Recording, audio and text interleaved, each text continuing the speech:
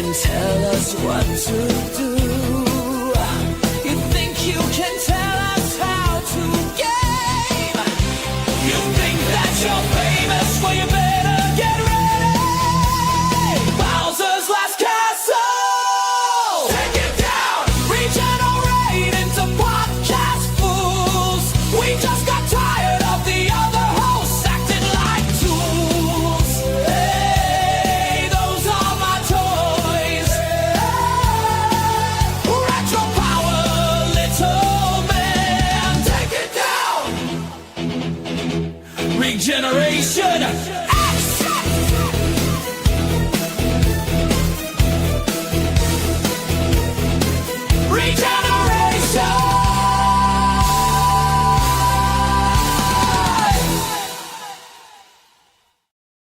What is good, ladies and gentlemen, and welcome to the most unfiltered, uncensored, unbiased, as best we can, and unwoke podcast on the internet, the absolute Denzian of based thinking right here on the Regeneration X podcast. My name is Jimbo from Retro Game Lounge in the world-famous Retro Game Lounge. That, if I'm pointing right, everything's backwards here. Yeah, that is Chris from CM Retro Gaming. It's fucking weird. Let's change this shit. There we go. That, because I can't get that wrong, that is Chris from CM Retro Gaming. And this is the Regeneration X podcast. It says that right up there, in case you don't see it. Games, movies, news, roast. That's what we're all about here. We had to take a little week off, so you were stuck with little old me last week. Thank you so much. Promise I won't hijack this for too long. Thank you so much to everyone who showed up for that, for the first ever, believe it or not, after 15 years, first ever RGL podcast.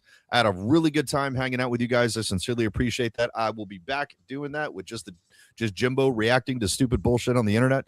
Back live on Tuesday, circa 8 or so in the evening.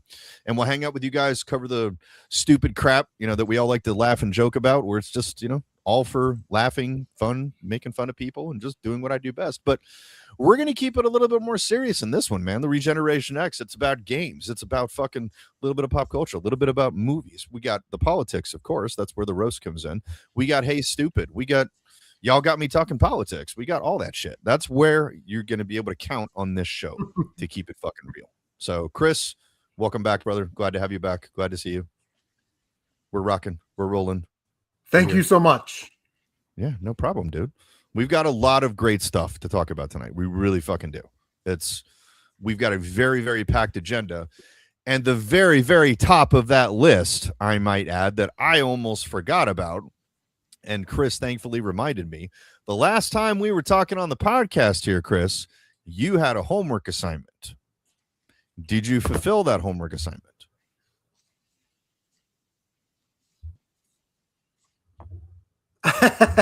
Yeah, of course. I watched the Lord of the Rings, the Fellowship of the, thing there, and sat down, had some dinner, and Okay. popped it in. Listen, there's no doubt it's a great movie. I mean, I had never seen it before. Obviously, I've never read the books. I don't keep up with my Lord of the Rings lore. I thought it was a little bit more serious of a movie. I found it a little campy. And I thought really the reason the hobbits are even in this movie is because they're the ones that started the movie with the ring. Like they don't really, they're a bunch of little bitches. You know what I mean? Like they don't really take anything serious, right? Like, oh, the world's going to die. Okay, well, let's just have a party and let's, misuse this magical ring and whatever. But I will say this, it started a little slow for me. Yes. But then by the end, right around that part where Gandalf is sort of leading them through the caves, right? And they're trying, that part where they got to jump because the staircase is falling and all that stuff. I was like, I'm kind of locked in now. I definitely need to see the second one. Okay. So that's definitely on the docket. But yeah, I mean, Lord of the Rings is a good movie. It just, like I said the other time, it's not really my thing. But I think now I'm invested in it. I did warn you that the first one takes a little bit to set up because, the first one. They're essentially, it's for folks like you who just don't know the backstory, and they've got to condense a crap ton of that into maybe an hour of runtime so that the rest of the 2 hours of that movie and the rest of the two movies will actually make sense. Part two, dude, from the fucking second that movie opens till the very end, pedal to the metal. Like, it's just everything is like full steam ahead. Got one of the best battles in all of the movies, the Battle of Helm's Deep. It literally picks up the second that movie you just watched left off. Yeah. So you will just boom, where it's just things are off. You're off to the races. Like Samwise and Frodo are, headed off to Mordor. That's one direction. And Gimli, Legolas, and Aragorn are basically giving chase to track down the other two hobbits. So that's literally where it kicks off, and it's just full blast after that. I think you will enjoy that a lot more than the first one. And I do it's my favorite. So yeah, I do appreciate that like they set it up and they kind of show the map. You know what I mean? Yep. So you kind of have a I guess understanding or directional kind of fortitude there where everything is actually at. Because it's even worse in a movie when they say, "Oh, we're going to Jimbo Land," and you're like, "Well, where is that in relation to CM Retro Land?" So that was awesome. And then I will say Sauron's outfit that's badass right there. They made a lot of it. It's a neat flick, man. It's like I often draw the parallels to Star Wars, like on this, because like, is the first Star Wars the best movie in the original trilogy? No. It's my favorite, but is it the best actual movie? No. I like it because it sets everything up. It's a quick, breezy 90 minutes.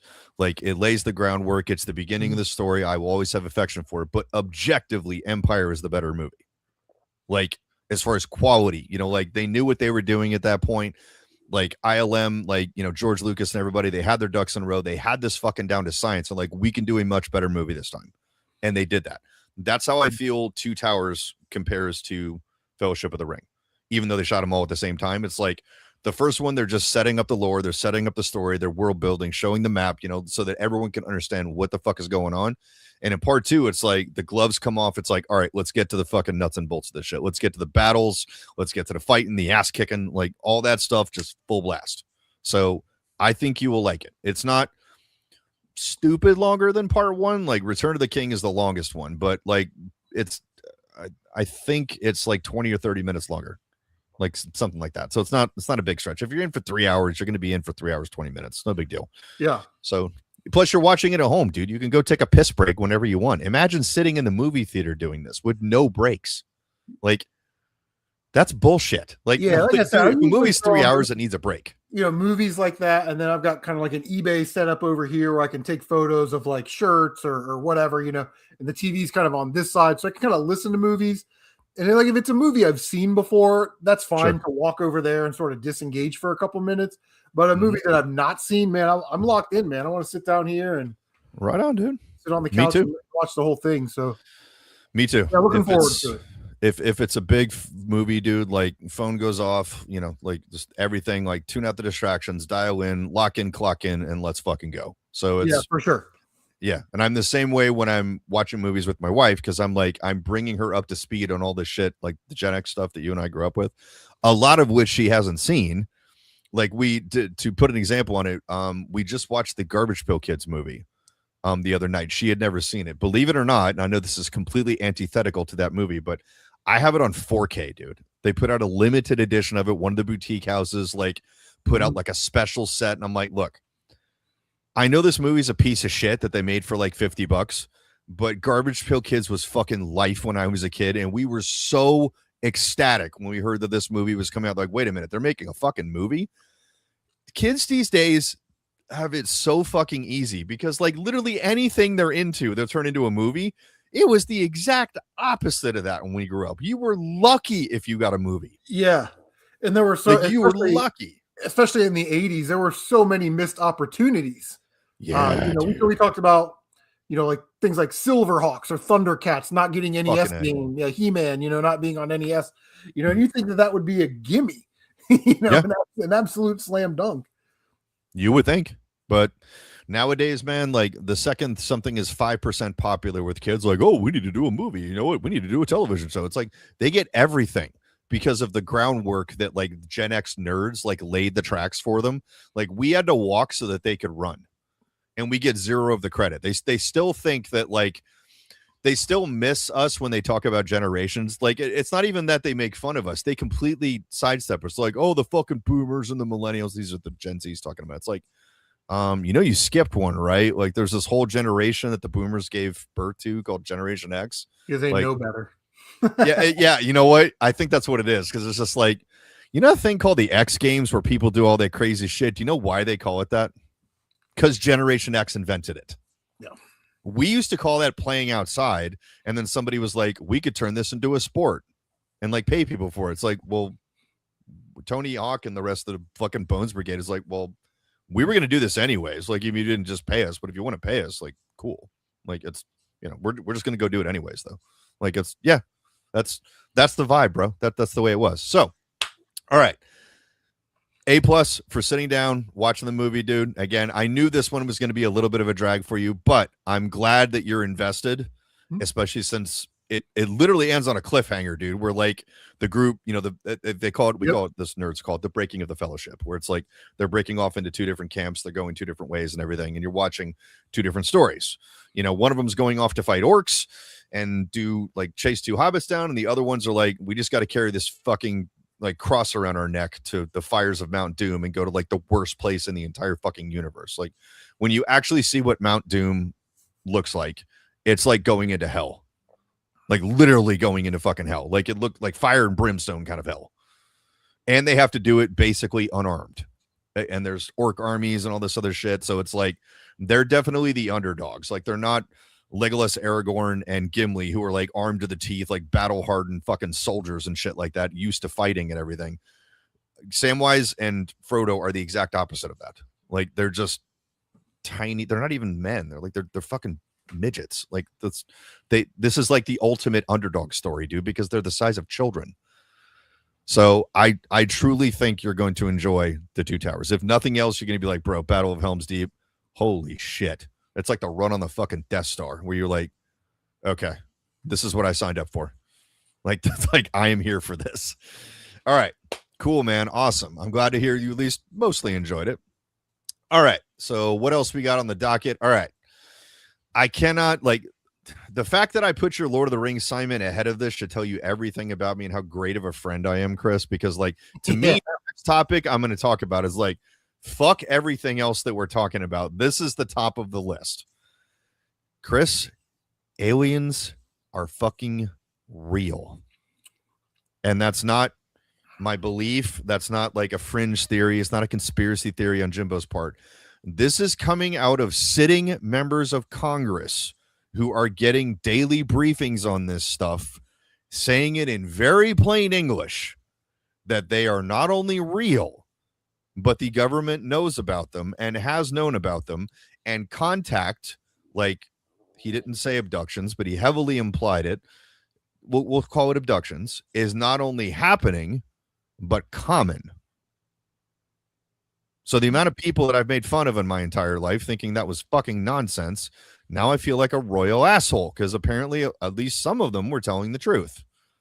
Because I always thought, like, why would they come here and fuck with people? That's so stupid. That's like humans going to another planet of cows and like abducting a cow. Like, why would we do that? That's dumb.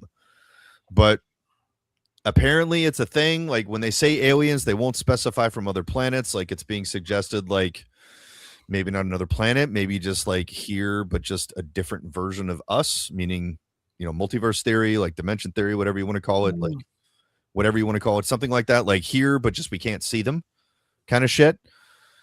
But dude, this is fucking crazy. Like they broke my brain when the government came out and actually said, like, yeah, UFOs are real. Like the federal government is saying in public, yes, they're real. We don't know what they are. I was like, oh my God. Like I never thought this day would have come. And now they're saying that, like, no, dude, aliens are fucking, what the fuck, man? Like what? Like, I didn't think I could be shocked anymore, but like, what? I was going to say, like, this is not, What's next? I'm not shocked by this. This is actually, something that it's obvious to me that it would be very ignorant and arrogant of us to think that in the entire universe, true, that we are the only planet with life. Even like, and we could take this in a ton of different directions, right? Like you mentioned, like aliens that are here. Well, the theory or the conspiracy that there's an alien race living in Antarctica and all these things. Yep. Even in like the Hebrew Bible or the Jewish Bible, it talks about 9 planets and all, and there's like 9 different races in the universe and stuff like that in the solar system. So, even in religious texts, they don't deny the existence of alien. And, if we do go to Mars, wouldn't that make us an alien? Like, so it's all sort of interpretation. And there's, again, millions of theories, and we could probably do this for like a whole 4-hour episode if we wanted to. But things like, they say that our DNA has been clipped and capped. Well, maybe aliens would take us to examine why, or if that's true, or if they could restore our DNA, or if they could alter our DNA, et cetera, et cetera. So, the idea that there are aliens out there now, little green men type thing, who knows about that? There could be a version of us, the way we're going with AI. There could be a version of us that are sort of robots that are out in space that don't ever die. They don't ever age, and they're just traveling the cosmos, Could be. You just never All right. know. So I did a little homework. So as far as we'll give everyone some context as far as what we're actually talking about. Let me bring this up on screen so you guys can see it. Okay. So it's a couple people that are reviewing this, primarily this guy named Tim Burchett, who's a sitting member of Congress. He was having a chat with Stephen A. Smith, just talking about the briefings that he gets on UFOs. Like it's a regular thing because he sits on the committee where it's like a daily part of his fucking news, apparently. Okay, so as far as the actual quote, okay, so he told Smith he has been, quote, briefed by the highest level of either our military intelligence, and there is one group within the alphabet agencies saying these things don't exist, but that military people are telling us that something does exist. He said he has, quote, been briefed and seen pictures and talked enough, but that it is really, quote, all about the money. And is this a psyop or what? Are they putting this garbage out so that people will say, gosh, we need to fund these agencies more so that we can research it more? I'm not into all that. It's not about little green men. It's not about flying saucers. It's about what are they spending tens of your maybe billions of tax dollars on? If it doesn't exist, then why are they studying it? And if it does exist, as I told President Trump the other day, you need disclosure. And apparently, Trump has directed his cabinet basically to release this stuff. They have a aliens.gov, I think, has been registered. So like they're taking this seriously. And Trump apparently is like, whatever we got, we need to let it loose as long as it's not compromising national security. So apparently they're serious about letting this stuff loose. And it's like, again, like on one hand, I can understand, like, should I be surprised with everything that's happened in the last 6 years? No, but it's more like, my God, we finally got here. Like we finally got to the point where they're actually coming out and fucking saying it. And not only that, like they're going to have like a public disbursement of information where it's not going to be rumor. It's like actual confirmation from the fucking world superpower, like the most powerful sitting government that has ever existed on this planet is going to confirm this in plain English for the entire world to see. The fact that we're here, I think, is where I'm like, wow. Yeah, there was always going to be a tipping point where the preponderance of evidence was so much that they couldn't deny it anymore. So they've got to control this narrative by releasing information that they want to release in increments on their website, which they also then control. Because my thing has always been like, again, it doesn't disprove the existence of God or anything like that, in my opinion. But what it could cause is a lot of panic and disorder amongst the general population. So, that does need to be sort of controlled because you don't want an unruly population, end of the world, let's smash everything. But then you also can't, like you said, compromise national security or military intelligence or anything like that. So this will still be a work in progress. We're not getting the full unredacted Roswell papers on day one. You know what I mean? I mean, if they just come out and admit like Roswell was like a thing, like I'd be like, all right, that's enough for now. Like I can wait till next year for the rest. Like, it's like, okay, so you were lying the whole fucking time about this and we all knew it. And you basically blackballed everyone who talked about this crap when there's countless witnesses, guys who were sitting in the military and everything, saying like, no, this is what actually happened. And like, you drag these motherfuckers through the mud like they did with Bob Lazar, where they tried to discredit his entire career until a reporter looked into it and was like, no, they're actually lying about this. Like, everything this guy has said is true. And that's for the record, anyone who doesn't follow Rogan, he appeared again on the Joe Rogan podcast. The first time he appeared is still the highest viewed episode of any podcast ever. Yeah. Like, which is fucking crazy. It outgunned the Trump episode, dude. Nice. So, but it's, yeah. And for those that don't know, Bob Lazar like worked at Area 51. He's got intimate knowledge of alien technology and the ongoings of the alien stuff at Area 51. And God, this has been. Did he start doing this in the mid 90s? No, it was in the 80s. Mid 80s, so late 80s. 40 years or so of getting this information out and being called a kook and a liar and a sensationalist and a grifter. He's finally being proven right, and I'm happy for him because the amount of evidence is so overwhelming. I know. Did you notice he was a lot more relaxed on this episode of Rogan than he was the first time? Like, he was a lot more chill, and I think I know why. And I really thought about it. I was like, I think I know what this is, because I looked at the timeline of the first episode he did, and it was before the feds came out and acknowledged that UFOs exist. So that has happened in between the space of those two episodes. And I'm just like, he's probably more chill. It's like, well, I mean, they can't come after me for something that they're admitting. So it's like, it's part of the public sphere now. So it's like, I guess I can say whatever the fuck I want because, they're admitting it and they're probably going to talk about all the stuff that I've been talking about for years. But I mean, at the same time, they still owe him a fucking apology for trying to ruin his goddamn life. I mean, he didn't do anything. He has never made a dime off of any story that he's told. He's never charged for talks. He's never done anything. He never did a book or anything like that. He has never made any money off of this. And the only thing that he has experienced is like public scrutiny, like the government trying to drag him through the mud and shit like that, all because he's just talking about what he saw. That's it. He doesn't talk any more or any less, because Rogan tries to press him like, did you see aliens? And he's like, not really. He's like, I kind of walked past a door, and he's like, I think I saw something, but it was only for a second. Like, he only sticks to what he actually saw. Yeah, and his sort of expertise is he's like a reverse engineer, like real smart dude when it comes to like mechanical stuff.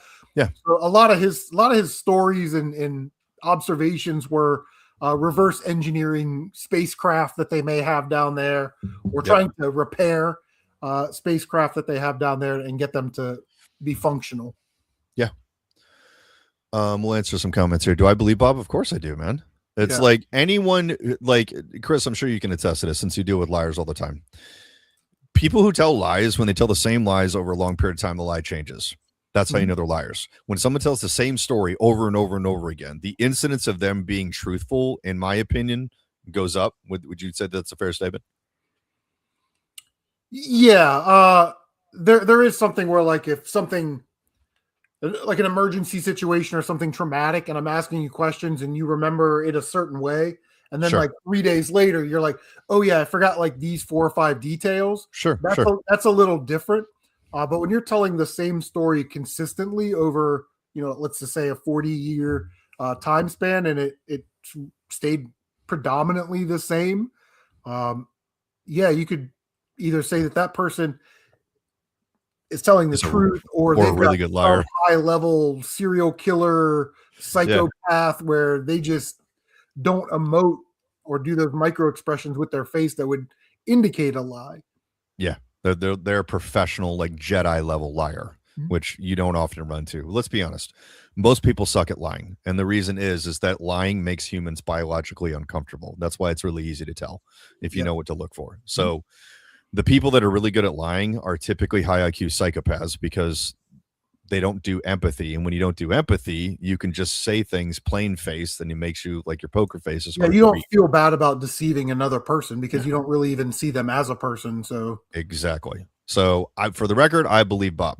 He has not changed his story. Again, he's never benefited from it. He was nervous about going on to the greatest podcast in the fucking universe. And if he was really trying to benefit from this, guys, going on Joe Rogan is an instant benefit to anyone, because you are immediately known to the entire fucking world. That's just the way it works. It's that big of a reach.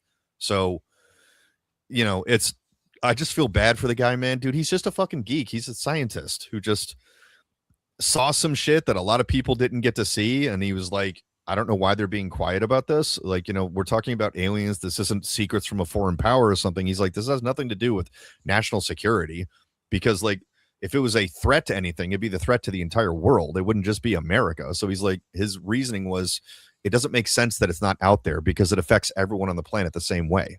And I agree with that statement. It does. This concerns all of us equally. So I'm looking forward to seeing what the feds put out, man. Like we will definitely be tuned in. We will be giving you guys updates as aliens.gov starts to disperse information. Oh, buddy, we're going to be fucking clocked in and locked in right here on the RGX podcast. Yeah, buddy. So, all right, let's tap in Mr. Walton Goggins to kick off the next segment. Got me talking politics. That's right. Love that movie so much. Got me talking politics. It's good shit. All right, so we got a couple of things to cover here. The first elephant in the room that I can't stop laughing at. I'm sure you guys have heard the Eric Swalwell controversy, where I don't know if you saw this, Chris, but it's like every hour it just gets worse for this poor bastard. Like a video got released of him and like a hooker apparently in a hotel, and I'm like, yeah, well, it's not hearsay anymore because he was married when that was taken. So, oh, buddy. This is not looking good. No, this is who the Democrats are putting up for governor to succeed Newsom. At least Newsom didn't get caught. Like, I'll give him that. Right. And it's like they're all like that. You know what I mean? Yeah. Like they're all, because they think they can do whatever they want. Now listen, if you're if you're a single person, you want to go out there and catch a date every weekend, then hey man, sure, more power to you.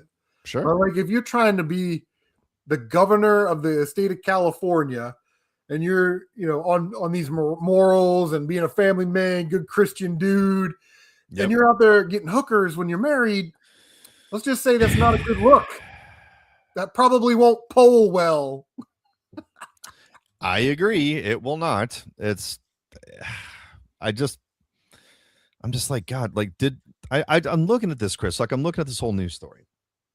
And for anyone outside of the public sphere who's never dealt with anything remotely resembling politics, whenever you're running for office, really of any level, but particularly like gubernatorial, like governorship and stuff, you got a team of people who are sitting you down, asking you questions where you're bordering on like attorney-client privilege, where you can tell them anything you want because they want to know about it. So it's actually in your best interest to tell them the truth so that they can get out in front of it. So if something comes up, like they can handle it and do their spin doctor shit and everything. I guarantee you they asked this guy, like, has there ever been any problems at home, any marriage issues, like any infidelity problems? Like that is one of the standard things that they ask you because that's the shit that makes headlines. So they either asked him about it and he lied about it, or his team is fucking horrible because they should have seen this coming.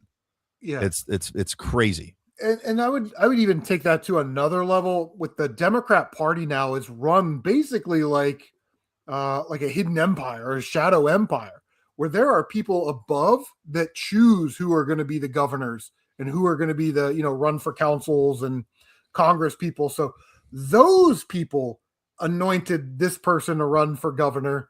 For whatever reason, they didn't do their due diligence and find out about this guy. But you're absolutely right. They sit down with their team, and it's essentially a deposition with your team, and they're going to ask you about your sexual history, any crazy women that are going to come out of your past and say that you touched them inappropriately under the bleachers in high school, or some shit like that. You ever stolen anything?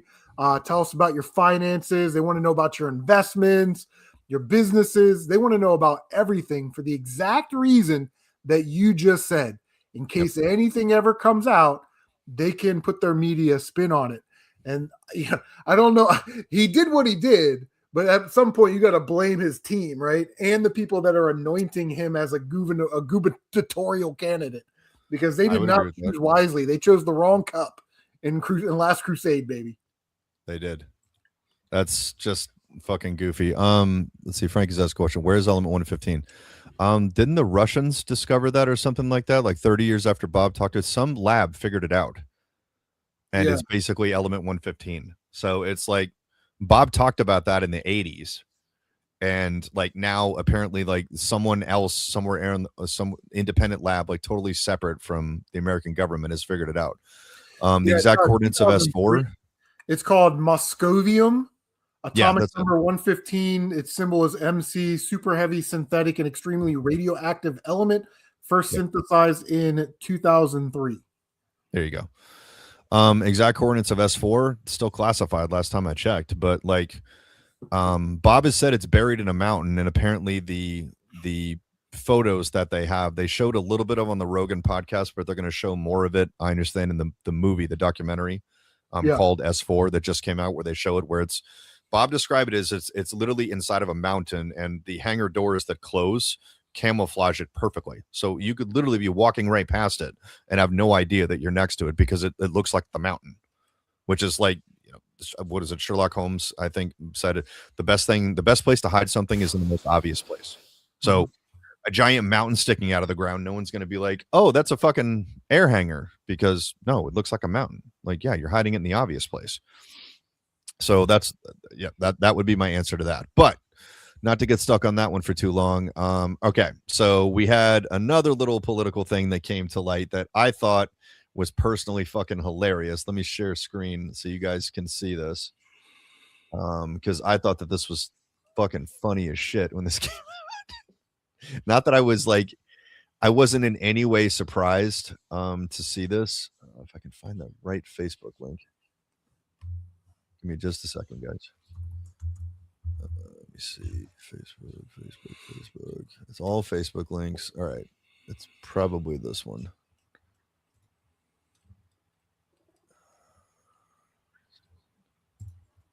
Hold on. Oh, it gives me a preview. Never mind. I'm stupid.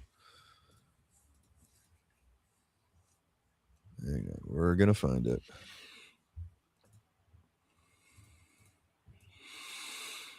Dude, where is it? Oh, there it is. Okay. So this is from delegate Eric. I believe it's Zer is how you pronounce it. So as we've talked about what's going on in my home state of Virginia, where the governor is trying to do some very, very un-American shit and basically just go after people's guns and everything. And like the whole time, I'm wondering like, all right, is SCOTUS going to step in? So, is the Fed's going to step in, et cetera? Like there's a higher power here that can step in and shut this shit the fuck down. And well, in this video, we have our answer, ladies and gentlemen. So buckle up.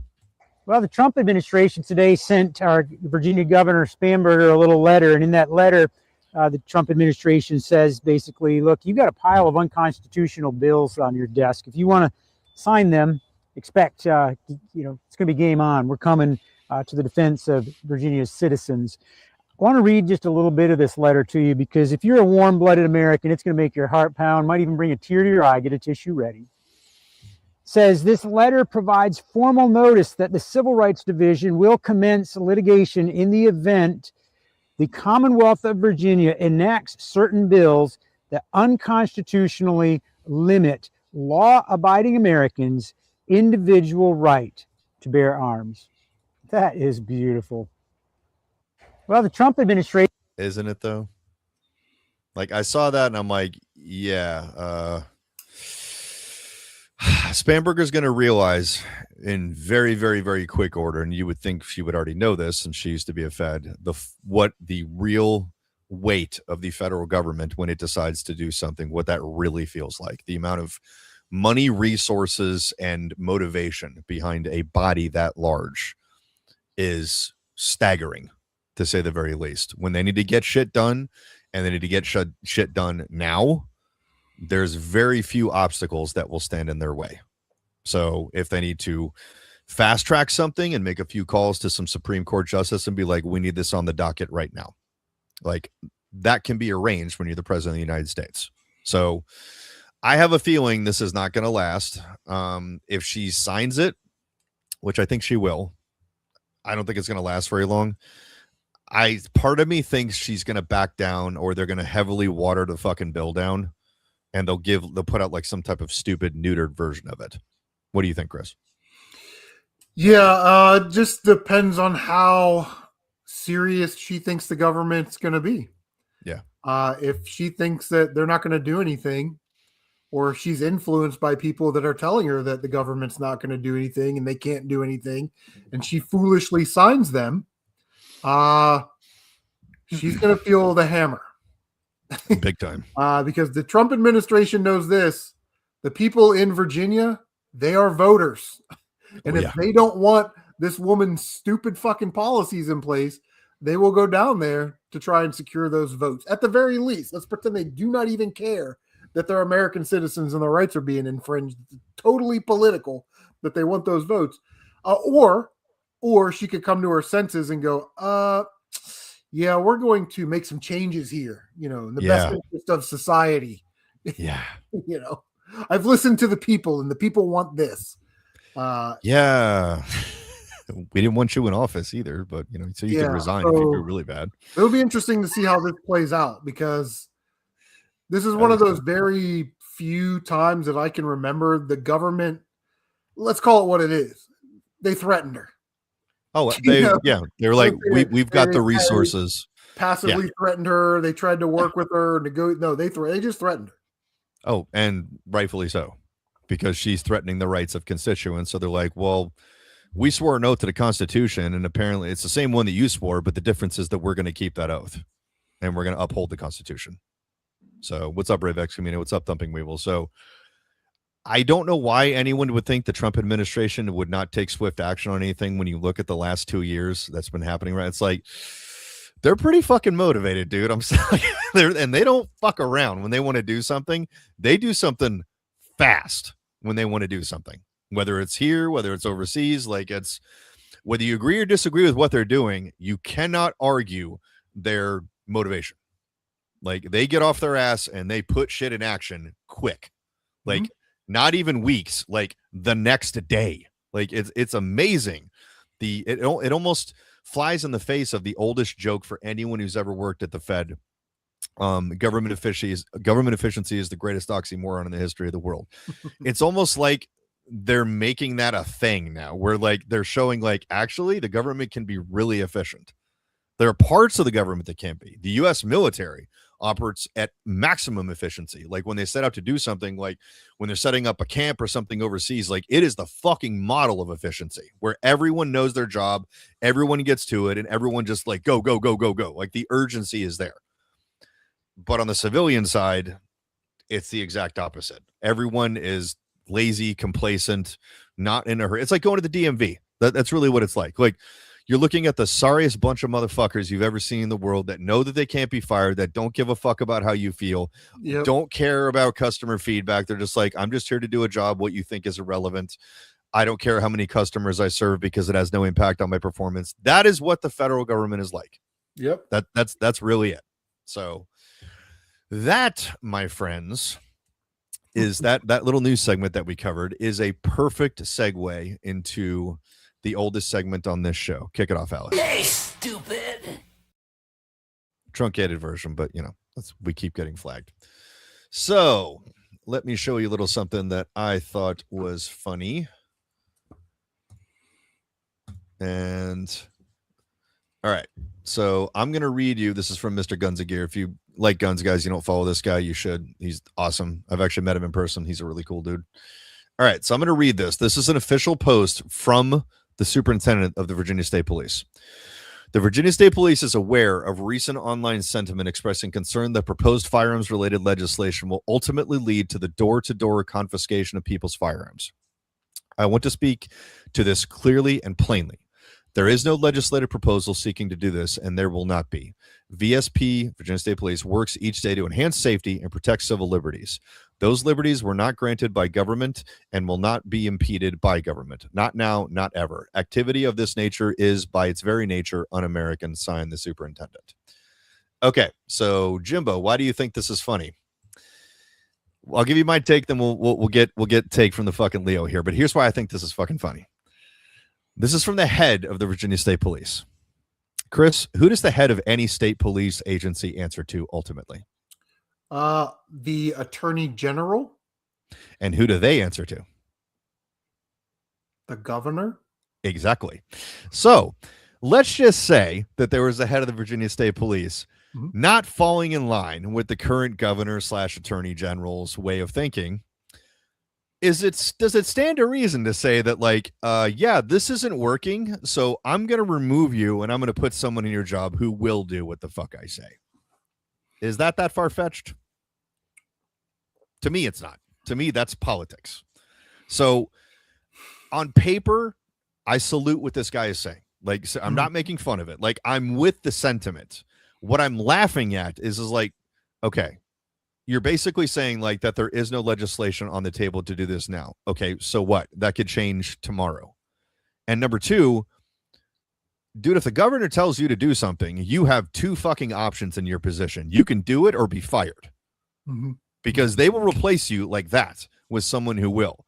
So while I absolutely salute what this dude is saying, and I'm hoping that he actually wrote it, I don't know him personally. If he did, dude, rock and roll. Like, you're standing up for Virginia State constituents, and that's fucking awesome. And I love the way it's worded that, you know, this shit is un-American. I'm with you all the way, dude. But you're replaceable, man. Like, I'm not even saying that to be a dick. Like, you're the guy in charge, where it's like, okay, if you have a protest about this, even up to the governor's still your boss, dude, because they're the boss of your boss. So they're your boss's boss. So there really isn't a whole lot that you can do to change policy if the governor simply decides, no, we're going to go door to door. And now, granted, do I think that's actually going to happen? No. In my personal opinion, dude, cops aren't stupid. And the idea of getting, I'll be conservative and say 50% of the Virginia State, the actual cops in the VSP, 50% of them to agree to this when they're serving like fucking trumped up bullshit warrants, going to the house of someone who A, you know is armed, and B, you know is not giving up their guns, and C, will absolutely fucking kill you if you try and take their guns. Cops aren't dumb, dude, and they're not going to do that for two reasons. Number one, half of them are probably going to be on our side and be like, I'm not enforcing this. This is stupid. Like, this is, first of all, I'm putting myself in jeopardy. Second of all, I swore an oath to the Constitution, not you, fuckhead. So, like, that's my read on this, where it's like, you could legislate this all you want, but this is so unenforceable. Why would you even try? It's so dumb. But anyways, let's hear from your side of the aisle, Chris. Yeah, I mean, okay, so two issues here. I'm not going door to door asking anybody for their guns. I don't care. See, I am a union employee, so, and I've got tenure. I'm vested because I work for the state. We don't actually have state police in Ohio. Each agency and municipality has kind of their own gimmick. Each county has their own sheriff's department, and then we have the state highway patrol, which by definition they're not really police officers the way as defined that, you know, sworn police officers are. They have a lot of search, but it's a little different. But the thing is, like,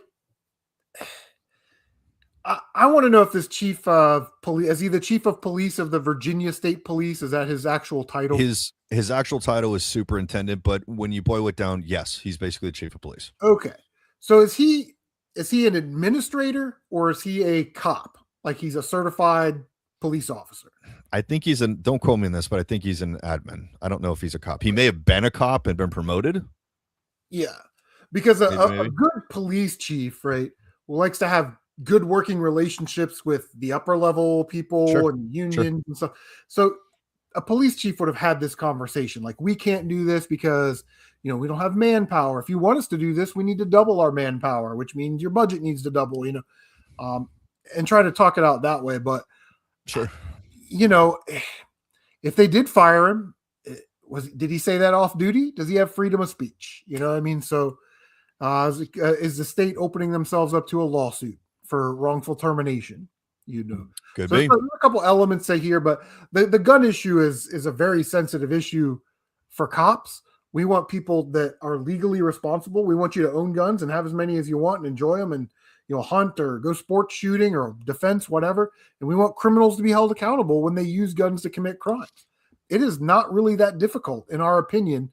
So when we see legislators trying to punish good people and then letting bad people off when they clearly violated the law, a serious law, it kind of gets us a little antsy. Like, it won't be long before police agencies start turning on their municipalities because of this nonsense. And I get it. Like, we're down at the bottom, we're the patrolmen, we get fired up because we're day to day. Sometimes we don't think about 10 years into the future where our chiefs and our lieutenants and things do. That, you know what, we'll put up with this dumb bitch as governor for 4 years, and then we'll get somebody in there that can do the job, is pro-police and means it. So they sort of think on those levels, like these elected officials are temporary employees. So maybe that's what they're kind of going for. Maybe. But once you start creating that break between the police force and administration, I'm going to say that the public is more often than not going to side with the police department. For sure. Because if they're wronging us, they're definitely wronging the citizenry. Absolutely. And again, cops are still citizens at the end of the day. So no, man, that's a good take. It's, again, I'm with this guy for posting this, but at the same time, it's like, bro, your job is bordering on a political job. Like, it's at the whimsy of who's in charge of the state. It's like, it's the same thing as, like, it's basically being a fucking cabinet position for a president. It's like, when that guy goes out, usually you're replaced. That's just the way it works. I'm not saying it's right or wrong. I'm just saying that seems to be the way things work. Yeah. They want to put people in place that align. Does he have his, 25 years? Could he retire? Because that's the ultimate fuck you. You can retire me. You can fire me if you want. I'm filling out my retirement paperwork, so I'm still getting mine. Yeah. I would. So I kind of knew what your answer would be, Chris, because it's you're a 2A guy, and I know you're not an idiot. So I'm sure if that order came down the pike, you'd just be like, yeah, no. Like, try and make me do this. Like, no, it's not gonna happen. Yeah, you'll probably see something like this because they at our work, not our work, but it's called the blue flu. It's the strangest thing. I don't know. It's something in the air, or they put it. Is it like water. The Halo flu? Yeah, I don't know. Maybe the aliens come down and probe a bunch of cops, and then we all get sick at the same time, and then we all call off, or we all go. You know what? Oops. We're supposed to be doing that raid this week on Jimbo's house. Hey, I'm gonna take like 3 days vacation, so I'll be. That sounds like the Halo flu. Playing X-Men on Switch. Yeah. Yet another notch for the Xbox. It created a sickness known as the Halo flu. Just saying. Like, it was actually on the news, dude. They actually talked about it. I was like, yeah, this is a big deal. It created a fucking illness of people calling out. Why? Yeah. Because they were at home playing Halo 2, like the rest of us. So it's all good, dude. Okay. So that's this week's Hey Stupid, but like more against the statement itself than the guy. I don't know the guy. Maybe he's a good dude. Don't really. More just like, I thought that this was so patently absurd because it just spoke to so many things where I'm just like, bro, somebody should have stopped you from posting this. Like, because it's anyone who understands this. Administrators attacking other administrators in public like that. You know what I mean? Yeah. They usually handle that shit behind closed doors. Which is why I'm thinking, like, man, if this guy's job wasn't on the block before, it sure as fuck is now. You just put a target on your back, dude. Mm-hmm.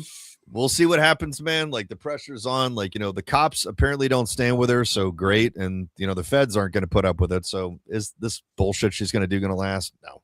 There's no version of reality where it sticks, man. Might just be a couple of months of hell where they're fighting it out in court, but it'll pass, guys. It's all good. Okay, so we've got 3 topics that, in my opinion, like, it's just like the 3 of these things are so closely related because it's basically the same subject. Just kind of coming to like a perfect storm type of confluence where they're kind of crossing paths simultaneously. One of them you guys may not have heard of, but the other 2 I'm sure you guys have. Like, everyone, we'll start with the elephant in the room, the arena murder, the arena of the Ukrainian woman who was murdered on the bus. Everyone's heard about that. It's been like the better part of a year since that happened. So the latest news, guys, is they're saying that the gentleman responsible for her murder is not fit to stand trial when this guy's been arrested like 24 times and convicted 24 times or whatever. And he was deemed competent every single time until now. So he did all those horrible things before, but was deemed competent, and now suddenly is not. So couple things that I want to share with you guys on that. One particular thing in particular. Can I say particular one more time? Sure. In particular, that I thought was really funny. Let me bring this up here. That I actually did not know this, but it kind of makes sense. Now that I saw it, if I can fucking, this needs to be more organized. There it is. Okay. So Jeffrey Dahmer murdered 17 people, dismembered their bodies, and practiced cannibalism, and yet he was ruled competent to stand trial. DeCarlos Brown had 14, correction of what I said earlier, 14 prior arrests, then brutally murdered Irina Zarutska, I believe is how you say it, on a Charlotte light rail train, and suddenly he's declared incompetent to stand trial. Same justice system, wildly different standards, justice or politics. Oh, I can tell you exactly what it is. This amount of melanin and that amount of melanin. It's really that simple. That, and he's in a very, very Democrat fucking district. I think that's more of it. I think it's both. These Democrat activist judges, first of all, people go on about qualified immunity for cops, right? They don't realize that judges and prosecutors enjoy what's called absolute immunity, which means they can never be held accountable for bad decisions like this. But when you see these Democrat activist judges who are publicly saying that I can't stand to see another black man go to jail, they have to be removed from office and held accountable. Because when you have a guy like this, who is obviously a public safety threat, he is a danger to himself and others. When you have reason to believe that this person is a danger to himself and others, you cannot let him free. And they continue to do this. And this young lady died. Apparently people have been digging into this a little bit more. Again, not confirmed yet, but apparently this guy was competent enough to vote. And that's what you're getting in these Democrat-run cities. Yep. We don't give a fuck anything. You vote, even though you're not competent. You can kill, you can rape, you can murder. This is getting like racially deep in this country, because we're starting to see this day in and day out with black people who may or may not be crazy out there stabbing white people. The lady that got hit in the face outside of Barnes and Noble, white woman, perpetrator, black guy. The Auburn professor, she went out to walk her dog, attacked and killed by a black guy that stole her, her car. The evidence of this is overwhelming. And the fact of the matter is that we closed mental institutions. If we reopen the mental institutions, they say in 1950 there were about 560,000 people in mental institutions. If we open them back up today, we would fill them and be at max capacity within probably less than a month, because you cannot allow these people on the street because this is what's happening. And unfortunately, in these liberal Democrat-run cities where they don't hold these black men accountable when they're crazy nut jobs, okay, and they should be locked up, this is what is happening. And this is one of those things I think that the federal government needs to absolutely intervene. Start cutting funding, start setting up federal detention centers. I mean, we see this with ICE. These liberal cities with these jails will not allow ICE to come in and grab somebody who has a federal warrant, because they would rather just release them back on the street. And then, some woman or some kid gets stabbed or raped. And then it's like, well, we had an opportunity while he was in custody to take him. This guy should never have been let out of jail at all. But the judge that let him free, okay, she has a side business. She's like the co-director or director of some rehab place. So what she's doing is she will say that this person's not competent to stand trial. They're homeless. They're on drugs, et cetera, et cetera, et cetera. They need services. By the way, here's a card. We'll take care of you at my business, where they get then state funded dollars to treat this maniac. And we know damn well that they're not treating anybody. No. So this is an epidemic, and I leave posts on Facebook that I get laughed at. Please stop killing us. Oh, I'm not laughing at you, Chris. I'm with you. So, we live in fucking bizarro world when it comes to this stuff. No, we do.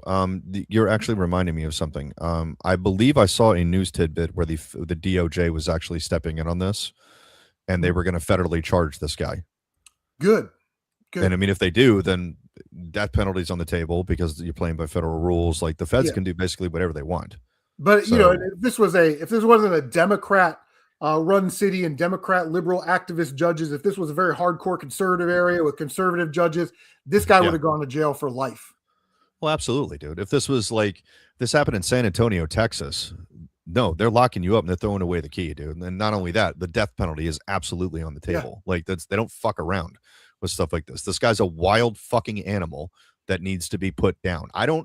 I have never been a fan of the insanity plea. I think that's bullshit. I think you should do the insanity plea when it's something like you robbed a store and no one got hurt because like your kid's dying of cancer or something like that. You needed money or something. Okay, sure. Like you're acting irrationally because you're essentially being forced into this situation by circumstances beyond your control. For cold-blooded murder like this, I don't give a fuck if you're crazy or not or insane.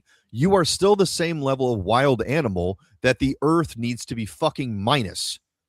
Yeah. That is my opinion on this. And the racial double standard here, if instead of it being a white woman, imagine that was a 14-year-old black teenager who was going home from school and she was just sitting there listening to her headphones, playing on her phone, and this guy just stabbed her right in the neck. Yep. Be a totally different story. For sure. And, you know, the crazy part is all the hippie libs are all pro-Ukraine. Well, one of theirs just got killed on a fucking American bus. Where are the protests for this woman? They tried to put up a mural of her, and what did the mayor do? He fucking took it down.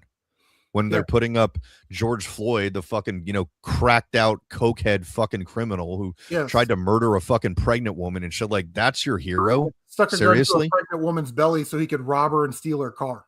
Yeah. Like it's fucking insane, dude. Like these people do not live in the same reality as the rest of us. These people are insane. They all need to be exterminated because there's no fucking absolutely. Absolutely. It's like I'm tired of having this debate about this stuff, and that's gonna dig into the other two stories that we've got kind of circling the vicinity of this, guys. One of which you guys may have heard about because this one's making some serious headlines. Let me bring this one up.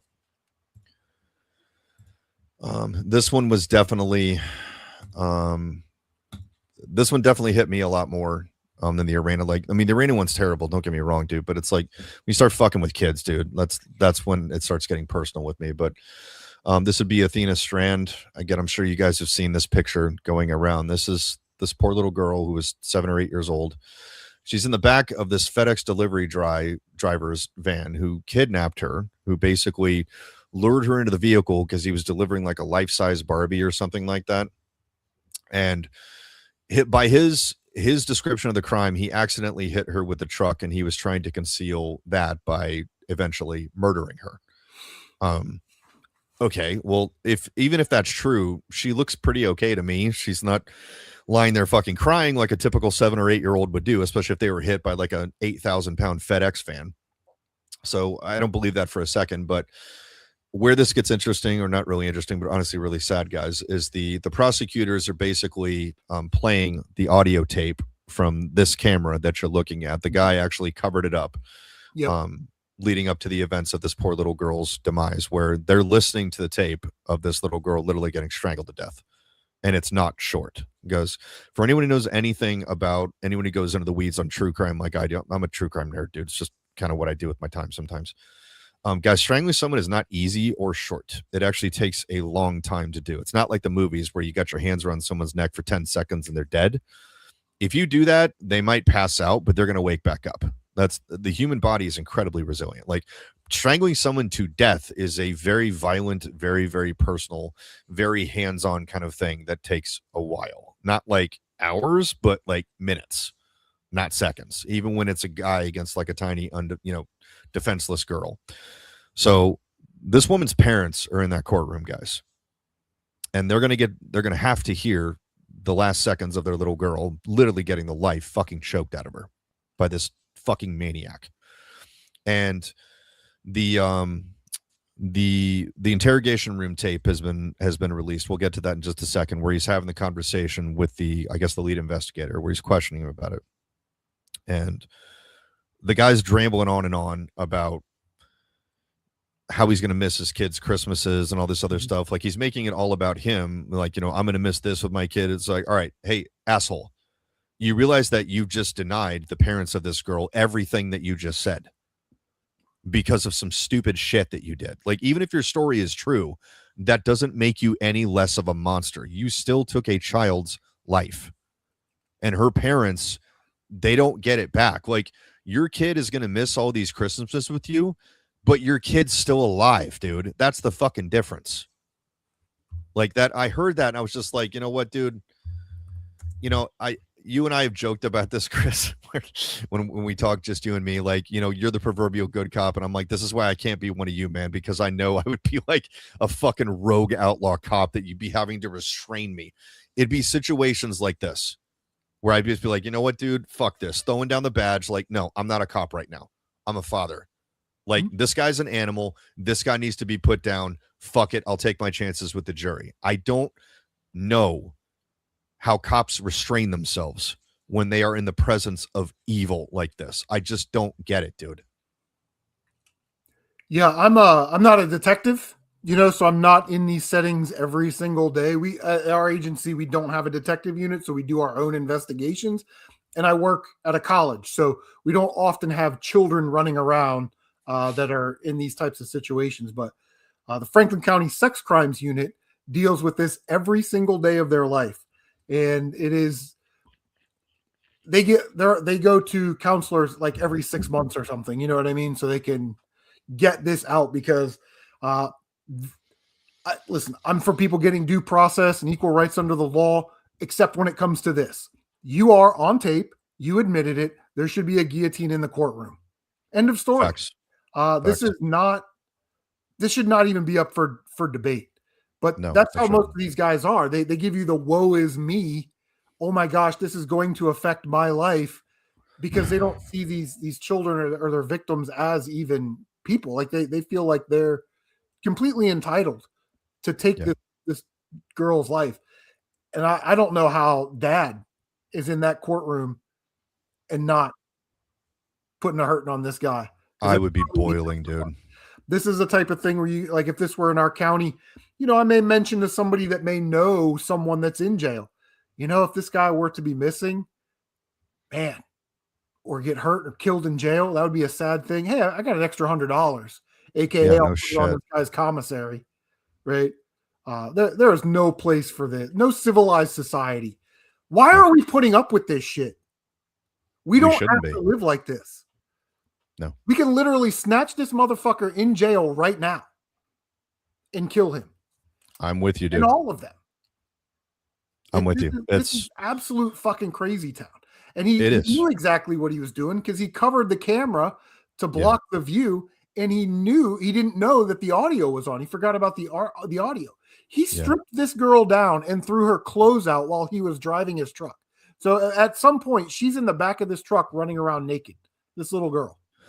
Yeah, apparently and I'll use the quote from this, they found DNA in places, his DNA, that you shouldn't find on a 7-year-old girl. I'll let you guys do the math on that. Yeah, which is so. And it's horrible. It's a parent's worst nightmare to have your kid abducted. I don't know what she was doing out there or how he worked this out, but man, you have got to watch your kids, because your neighbors aren't even your neighbors anymore. When we grew up in the 80s, like, everybody knew everybody. If I was misbehaving 3 houses down, my mom got a call before I was even home. It's not like that anymore. And this is sort of the result. This is the kind of shit that keeps me up at night. Like, I don't have a daughter, but I do have a son who's a toddler who could get snatched like that. Like, he has no way to fight back or anything like that. He's a tiny little, 27 or 28 pound child. Like, he has no defense against a grown woman, man, anything, dude. A teenager could pick up this kid and make him disappear. This is honestly the kind of shit that scares you when you're a parent. Like, you're afraid of a bunch of other things before you're a parent, and when you become a parent, like, those fears just get fucking amplified. You honestly think about this shit every single fucking day. You are scared to death of things like this happening. And in my case, like, I take steps to prevent that. My house is a very fucking well-oiled machine. I have instructed, not asked, my wife to do specific things where I'm just like, this is how this is going to work. Like, she has instructions for what happens if the door alarm goes off, and she knows it's not me because I always announce myself when I'm coming home. She always knows when I'm walking in the door and everything like that. We've been through this. Like, people do not show up at my house unannounced. Not her family, not my friends, not her friends, nothing. She has instructions on what to do in the event that I'm not here and the door alarm goes off. Like, and that's first thing, grab the kid, which is right down the hall from the bedroom. Grab the kid, lock yourself in the closet. There are minimum four firearms in my bedroom at all times. She can take her fucking pick of what she wants. There's 3 ARs in the closet. So it's like, grab whichever one you're most competent with. In her case, she's a smaller woman. She's only 5 feet tall. Like, grab the biggest pistol I got, sit there, one hand on the phone calling 911, other hand with the fucking gun pointed at the door. Anyone knocks on that door, you fucking shoot them through the goddamn door. Do not hesitate. Even if you, I even told her, I'm like, even if you think it's me, shoot through the fucking door. I don't care. Because when it's me, you're going to know it's me. Like, first of all, I would call you and be like, honey, I'm in the house. Don't shoot. I'm coming up the stairs. I'm not just going to go and knock on the door. You're going to knock on the door. Empty the fucking magazine of that motherfucker. Do not hesitate. So little things like this, dude, when I see stories like this, all it does is steal my goddamn resolve. When my family have asked to, like, take my kid on walks, and I'm like, no. And they're just like, why? I'm like, because you don't carry a gun. And they're just like, you're parent. And I'm like, no, I'm not. I'm a fucking parent. And I'm talking to people that are parents about this. This isn't someone disconnected from, what you and I know to be as normal, Chris. And it's like, they look at you like you're crazy. And dude, my give a fuck just goes to zero. I'm like, you know what? I don't care. Like, seriously, if I get labeled by everyone I know as like some kind of fucking paranoid nut job because I'm keeping my kid safe, as long as my kid grows up to be a fucking adult, fine. I'm okay with that because it means I did my job. I am fine being labeled a fucking pariah to even my own family because I absolutely refuse to fail with this job. This is the most important job that I will ever have in my life because I helped create this child, meaning 100% of that is my responsibility between myself and my wife. Mm-hmm. There is no higher authority to that in life, in my opinion, other than that, dude. It's like, I created it. I have to keep it safe. That's really the way this works. And it's to anyone out there who's not a parent, guys, I'm sure a lot of you can empathize with this. I can guarantee you, because I thought the same thing before I became a parent. When you actually become one, that little nugget of responsibility you feel, multiply that times 1 billion. That's what it feels like. This thing, this little beautiful creation of God that you were blessed with is a 24-hour-a-day job for the rest of your life. That's what we're talking about here. It never stops. Even when they become an adult, you can worry about a few less things because they can have guns, they can protect themselves. So you dial it down a couple of notches, at least so I'm told, but it never stops, man. Like, it's this thing that you have to think about. You're cursed with thinking about every single fucking day. And it's like, it's the greatest thing in the world and the most concerning thing in the world simultaneously. Yeah. And I can tell you, all my kids are 18 or older, but I can tell you, you're exactly right. Once they turn 18, you never stop worrying. You never stop taking care of them. It's not like 18, get your shit and get out. Yeah. It doesn't really work that way. No, it does not. I worry about things like if I go, like we were talking about garage sales earlier, right?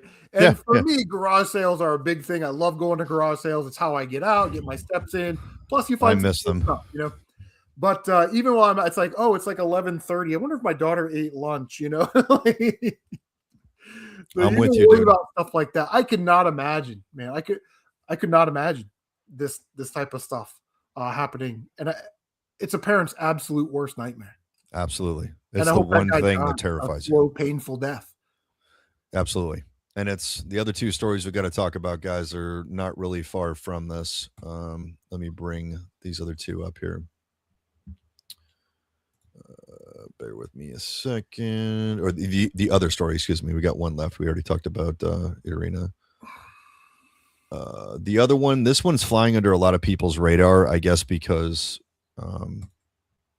it's already gone to court and everything. But in my eyes, that's not where this stops. Yeah, here we go.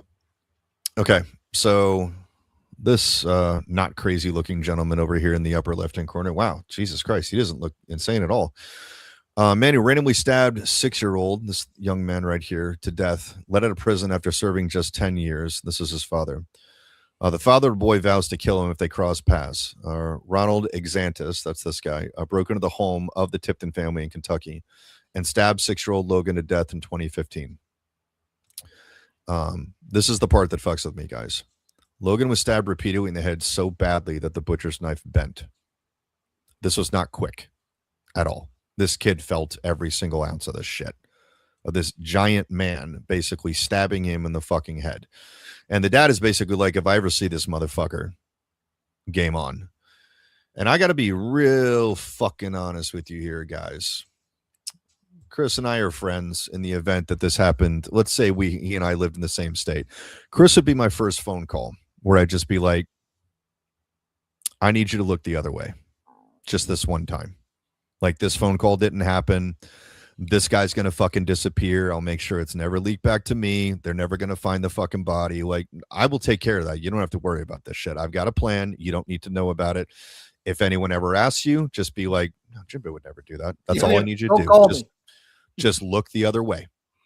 Like, that's it. I'm not going to tell you where I'm going. I'm not going to give you any details. So even if they ask you, you can't give anything up. But I would just be like, just give me space to do this. And let me handle this, because I'm not going to sleep at night if I don't. There is no jury in the world that would ever convict them. If even half of them are parents, they're going to be like, well, I would do the same thing. Like, this guy fucking brutally stabbed my 7-year-old to death. Yeah. So much that the fucking knife bent. First of all, why the fuck is this animal out on the street? Secondly, like, no. There are so many things. Again, you know, just a random black dude goes into some dude's house and starts stabbing white kids or killing white people. And this should not even have been, this is life in prison without parole, death penalty, possibly. This guy got out for good behavior. So if he got out of jail for good behavior, again, the competency issue, he knows how to act right. And when he was in society, he chose not to act right. He should be in there for life. If not the death penalty. I don't know if this happened in a death penalty state or not. Also, the father, I'm not waiting to cross paths with you. I will fucking find you. Oh, absolutely. That's the only part I disagreed with, is I would get off my ass and go do it. I don't understand. Again, I don't understand what's going on with this bull. We live in fucking bizarro world. And this is in Kentucky, of all places, which is a pretty pro-gun red state. You know, like, they have a Democrat governor right now. But guys, my family's from Kentucky. I spent half of my fucking summers there. Kentucky's good old boys with a lot of moonshine and a lot of guns that don't tolerate this kind of bullshit. Yeah, so, like I said, we don't have to live like this. We're choosing to. We are 57.8% of the population. We are the super majority. We do not have to do this anymore. All we have to do is decide one day that we're not going to deal with this. Democrats can be drug out of their bed at 3 a.m. Liberal judges can be drug out of their bed at 3 a.m. Like, this is why we have a Second Amendment, to defend ourselves against tyranny and governments. I'm with you all the way, dude. It's almost time to flex it. It's getting to that point. 50%, 57.8% of the population owns about 72%, 75% of the guns in this country. Mm-hmm. So, yeah, it's not. Did you know that Americans own over 60% of the world's firearms? I believe it. Yes. Like, we do not settle for second best. Like, no, we got to own more guns than anyone else. Just because. Another example after example after example after example of this bullshit. Yes. And I agree. At some point, it does shape your psychology and your world point of view. It does. You know, and it's like, we don't need to live like this. And someday we're going to wake up and go, our weakness has been our tolerance.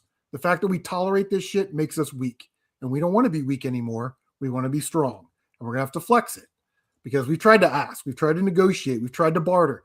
These people will not fucking listen. So what's the next step? The next step is, some people might call it insurrection. I would call it taking back the government. When a government becomes tyrannical, it is not only the right, but is actually the duty of the responsible citizen to overthrow that government and replace it with a new one. I believe that was paraphrasing a little bit, but that was Thomas Jefferson. So he'd be pissed. Oh, Like he among all of them would be like, what the fuck are you guys waiting for? Like, seriously, do they have to come to your house? Like, come on, let's go. There's more of you than there are of them. You're all armed. What the fuck are they? They can't kill all of you. Like, yeah, come on, let's go. There aren't enough jail cells. No. If they're going to bring in the national, I mean, think about that. Bring in the National Guard. They're going to side with us. They're citizens too, man. Like, they have families and shit. Like, I mean, you might be able to get 10% of them to fall in lockstep, but that means 90% of them don't. So I'll take those odds, dude. Like, I'm with you, man. It's reaching the fucking tipping point where it's like, this crap's got to change, man. Because, dude, I got to tell you, I keep going back to this fucking amazing quote back from when Daredevil was actually good, like before they like sort of ruined it, when he first meets the Punisher on the Netflix show. And the Punisher says the most fucking accurate and poignant thing ever to him when he's got Daredevil chained up on the roof and he's basically like interrogating him. And Daredevil's, of course, standing up for truth, justice, and everything because he's an attorney. He believes in the rule of law. And the Punisher looks at him. He's like, dude, you're exactly one bad day away from becoming me. He's like, when you put people down, they get back up. When I put them down, they stay down. It's permanent. And I'm like, you kind of can't argue with his logic there, man. Like, the Punisher is a very controlled psychopath, really. Like, he's a guy with extreme PTSD, understandably so. I mean, they murdered his family in front of him, but I'm like, the more I think about that stuff, dude, and the more I'd like to think I'd become Batman, it's like, I know deep down that ain't me. Oh, I say it all the time. If I had a superpower, I'd use it for evil. If I had force powers, I would be a Sith. Every time, like, take like the most innocent, like Spider-Man, right? The most innocent collaboration of superpowers. You can jump and you can climb on wall. I would find a way to use that for evil. I would. You know? I know. You got to stuff the monster down a little bit. I've been good. I've been good too long. I'm ready to break bad.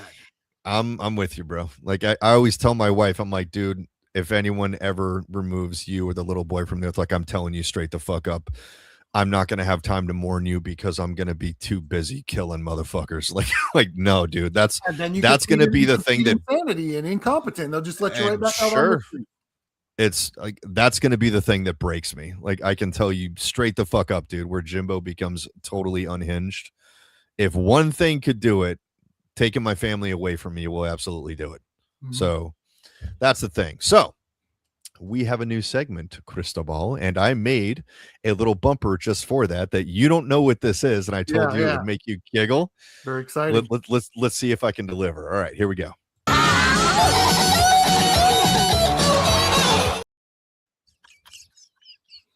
Little Howard the Duck action. I like it.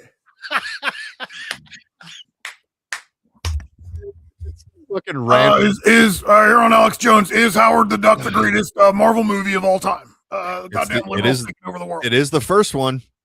So everyone's saying like, oh, Blake created the Marvel. No, it fucking didn't. Howard the Duck did. Blake. Fuck y'all. 1985, 86. Howard the Duck was the first Marvel movie. I will die on that hill. And I kind of love Howard the Duck. I got to be honest with you. Like, I'm not holding it up as this like benchmark for cinema or anything. But guys, I was like 6 or 7 years old when it came out. It was on constant rotation on HBO and Cinemax. My family had all those channels. It was a regular part of the Fox household when I was little. My parents watched it. I watched it. My sister watched it. Our friends watched it. We liked it. We didn't think it was a terrible movie back then. We just thought it was fun. And it's dark as fuck, man. Like, for a PG movie with the whole dark overlords of the universe and shit. And there's duck titties in it. Duck titties. In the beginning. Duck titties. Ooh. Like, it's like, yeah. It's, again, as we were talking about earlier with like the Monster Squad and stuff, like, dude, a PG rating back then, PG movies had some balls. Like you might be able to sneak some titties in there, Yeah. some cursing, some people getting their heads blown off and shit. Like that's back when a rating, it's like, yeah, I mean, it's more of a guideline really than a rating, you know. It's like the speed limit. It's kind of malleable. So all right, so we're going to talk some movies. We got a couple of quick things to cover. One, let me share a screen because this is definitely in the realm of, this is in two of our wheelhouses. And I'll be honest with you, I had trouble qualifying this one because I was like, it's kind of games, but it's kind of movies at the same time. But I'm like, fuck it, I want to build a new segment. So I'm like, all right, we're doing this in movies. Yeah, right. Because like we talk about games, so I'm just like, all right, we need a movie segment. Let's do it. So the Metal Gear Solid movie is actually going to happen. Will they get it right? I don't know, but the guys behind Final Destination Bloodlines apparently are doing it. Now, I actually went to see that in the movies. I'm a Final Destination guy, dude. I fucking love that series because, like, you're there for the fucked up shit, like the initial kind of disaster that happens in every single Final Destination movie. Like, that's really what you're there for. And like, it's the reason an entire generation of people will not drive behind a fucking log truck. Yeah. No, because I saw Final Destination 2 and I know how that shit ends. People get fucked up in that shit. So no, not going to do it. And for the marketing for Final Destination Bloodlines 2, this is the most brilliant thing I've ever seen. They had log trucks driving around with the banner of Final Destination Bloodlines in the back. They're just like, we know what you're here for. And I was like, give that guy a raise. Seriously. Like that is the most genius marketing thing I've ever seen. That is outside the box thinking. Seriously, bump that guy 10 grand because he definitely earned it. So they're behind this. Apparently they're huge fans of Metal Gear Solid and it's like their kind of life's goal to turn this into a movie. Will they be working directly with Hideo Kojima? No one really knows yet.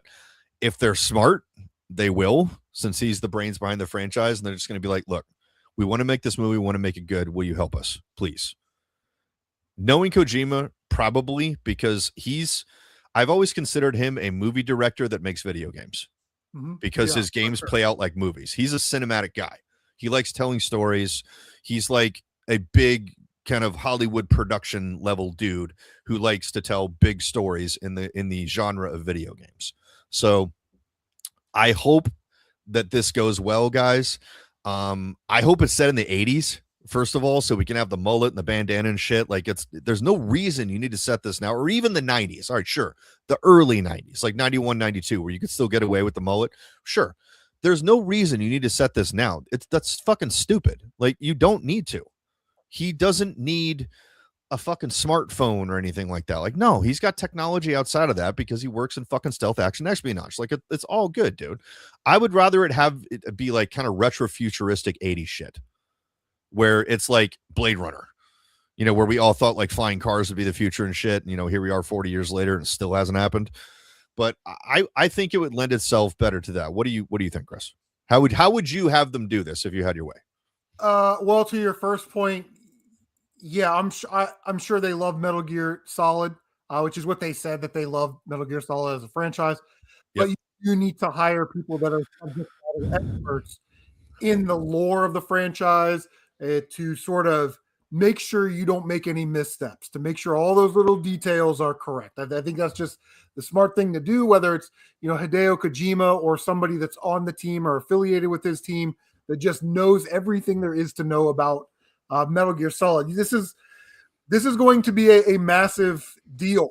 Metal Gear Solid, when it came out in 1998, I was in the military, and this was a massive deal. This was a reboot of a franchise that we were sort of fringe familiar with from the Nintendo. Yep. When it was on the PlayStation, the way the cinematics were, the way the game controlled, all the things that go in the Metal Gear Solid really made that game special. And they sort of carried it through the franchise, had some missteps here and there, some oddballs and whatnot, but you cannot fuck this up. Nope. As far as a setting for Metal Gear Solid, I personally like, tell me the Metal Gear Solid story, because I think everybody knows the PS1 version by now. So that's sort of a jumping in point for everybody. And then if you want to go later and talk about, you know, the prehistory with like Big Boss and all that stuff, or do, you know, Metal Gear Solid 3, something like that, you know, make sequels. and prequels on the sequels and all that stuff. Go full Star Wars on it. But I think a good spot is this Metal Gear Solid 1998 PlayStation 1. Tell me that story, and give it the Lord of the Rings treatment. Make it a 3-hour movie. I'm fine with that. Sure, it's a big enough story. I mean, part of me wants them to go back all the way to the first Metal Gear and tell that fucking story, or do the Metal Gear Solid movie and then give us like a 3-episode TV special thing where they tell the first story of Metal Gear, just for the fucking dorks, and set it in the 80s. Like, have it be like a prequel or something to the Metal Gear Solid movie. That's what I want to see. I want to see retro futuristic shit. I want to see like tech that's a little bit out of time, but well, it's in good hands. I think these guys are pretty good screenwriters, so I'm willing to give them a shot. I hope they get it right. If they're really fans of the franchise, then hopefully they'll learn that's like, dude, it is so easy to get a video game movie wrong. Like, the number of ones that they've gotten right is like 5%. It's that attention to detail. You know what I mean? It is. All those little things that go into the video game that we sort of mark out for. If they're done wrong in a TV show like The Last of Us, or in a movie like if this one, for example, if they're wrong, you're never going to hear the end of it. Nope. And, George Isaac, who I think they had slotted to play Snake. I don't know if he's sort of aged out by now, but apparently he's also a fan of the Metal Gear franchise, which helps. Yeah. But, I don't know. This sort of popped off in 2017 and it never happened. So I'm hopeful, because I'm a huge Metal Gear Solid guy, but I hope so. I hope they get it right, man. Like, I think you're the bigger fan between the two of us. I definitely love the franchise. Again, I grew up with it on the NES. I got Metal Gear Solid Metal Gear, the original one, for Christmas one year. I had Snake's Revenge and everything. I'll be honest with you, when I was a kid, I was never able to beat Metal Gear just because it was so stupidly complicated for a fucking 8-year-old to try and figure out. Like, but as an adult, yes, I did. But I want to go back and I want to play Snake's Revenge and see if I can complete it. That's a little bit more actiony than the first one. But guys, we got to have the mullet. We got to have the bandana. Like, we got to have the stealth action espionage. Like as long as they're checking those boxes, like, okay, let's start there. Then all you got to do is not fuck the story up. Like, you check those boxes and get the story right and cast it right. Meaning, Solid Snake needs to look like that guy, because that's what Solid Snake looks like. Yeah. White guy with a mullet, with a bandana. He's got the fucking 5 o'clock shadow and like perpetually and shit. Like, that is what the character looks like. He's not Arabic. He's not Hispanic. He's not black. He's not Asian. Yeah, this is the character. Meryl needs to look like Meryl. The DARPA chief needs to look like the DARPA. Otacon needs to look like Otacon. Liquid needs to look like Liquid. Don't try and jam Samuel L. Jackson in there as like Gray Fox or anything like that, or Psycho Mantis. Just let it be what it is. I agree. Hopefully they get this right, man. I wish them well with it. We'll keep you guys posted and let you know what's going on with that franchise. Okay. So the second piece of movie news we got before we move on. Okay. So first, let me preface this with a question. Chris, have you seen a trailer for a movie called The End of Oak Street? I have, yes. Okay. Before I stack the deck, what was your takeaway from it? Well, I watched the trailer. Okay. And are you going to show the trailer? I was thinking about it. Okay. Yes, I'm going to show the trailer. Okay. Maybe we should do that first, because I don't want to give away my thoughts if it's going to ruin the trailer. It's okay. All right. We'll show the trailer. I got it queued up. Let's get this. Because I really didn't know what I was watching. You know what I mean? Like, I don't think they really explained it very well until the very end. All right, we'll go to full screen here. Here we go. The End of Oak Street.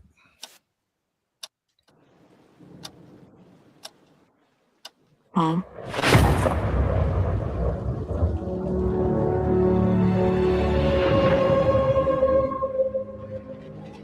What's happening to us?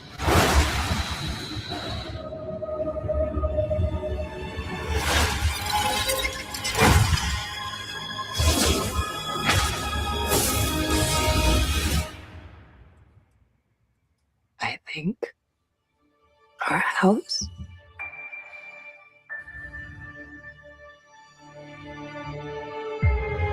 neighborhood.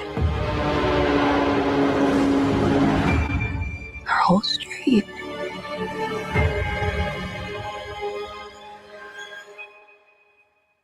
Has moved. How the hell is that even possible?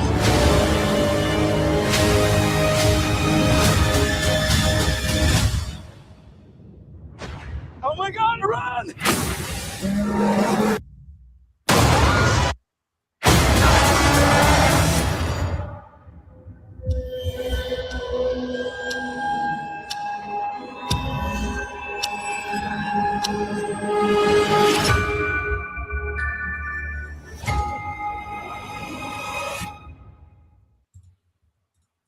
Continue with your thoughts, sir.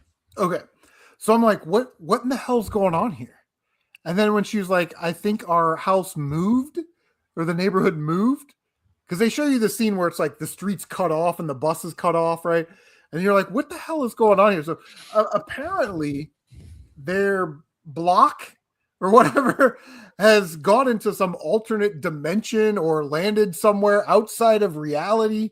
So it'll be, I love it when movies are sort of, it feels kind of fresh, you know, it feels kind of new. It's not just a take on something that's happened, you know, or a story that's been told before. So I'm actually kind of interested. Like, where are they? Why is there a dinosaur running around? Why is everything piled up in front of the doors? Did they know about that before? Is there something else there? You know, like, so this would be crazy. It's gonna be interesting.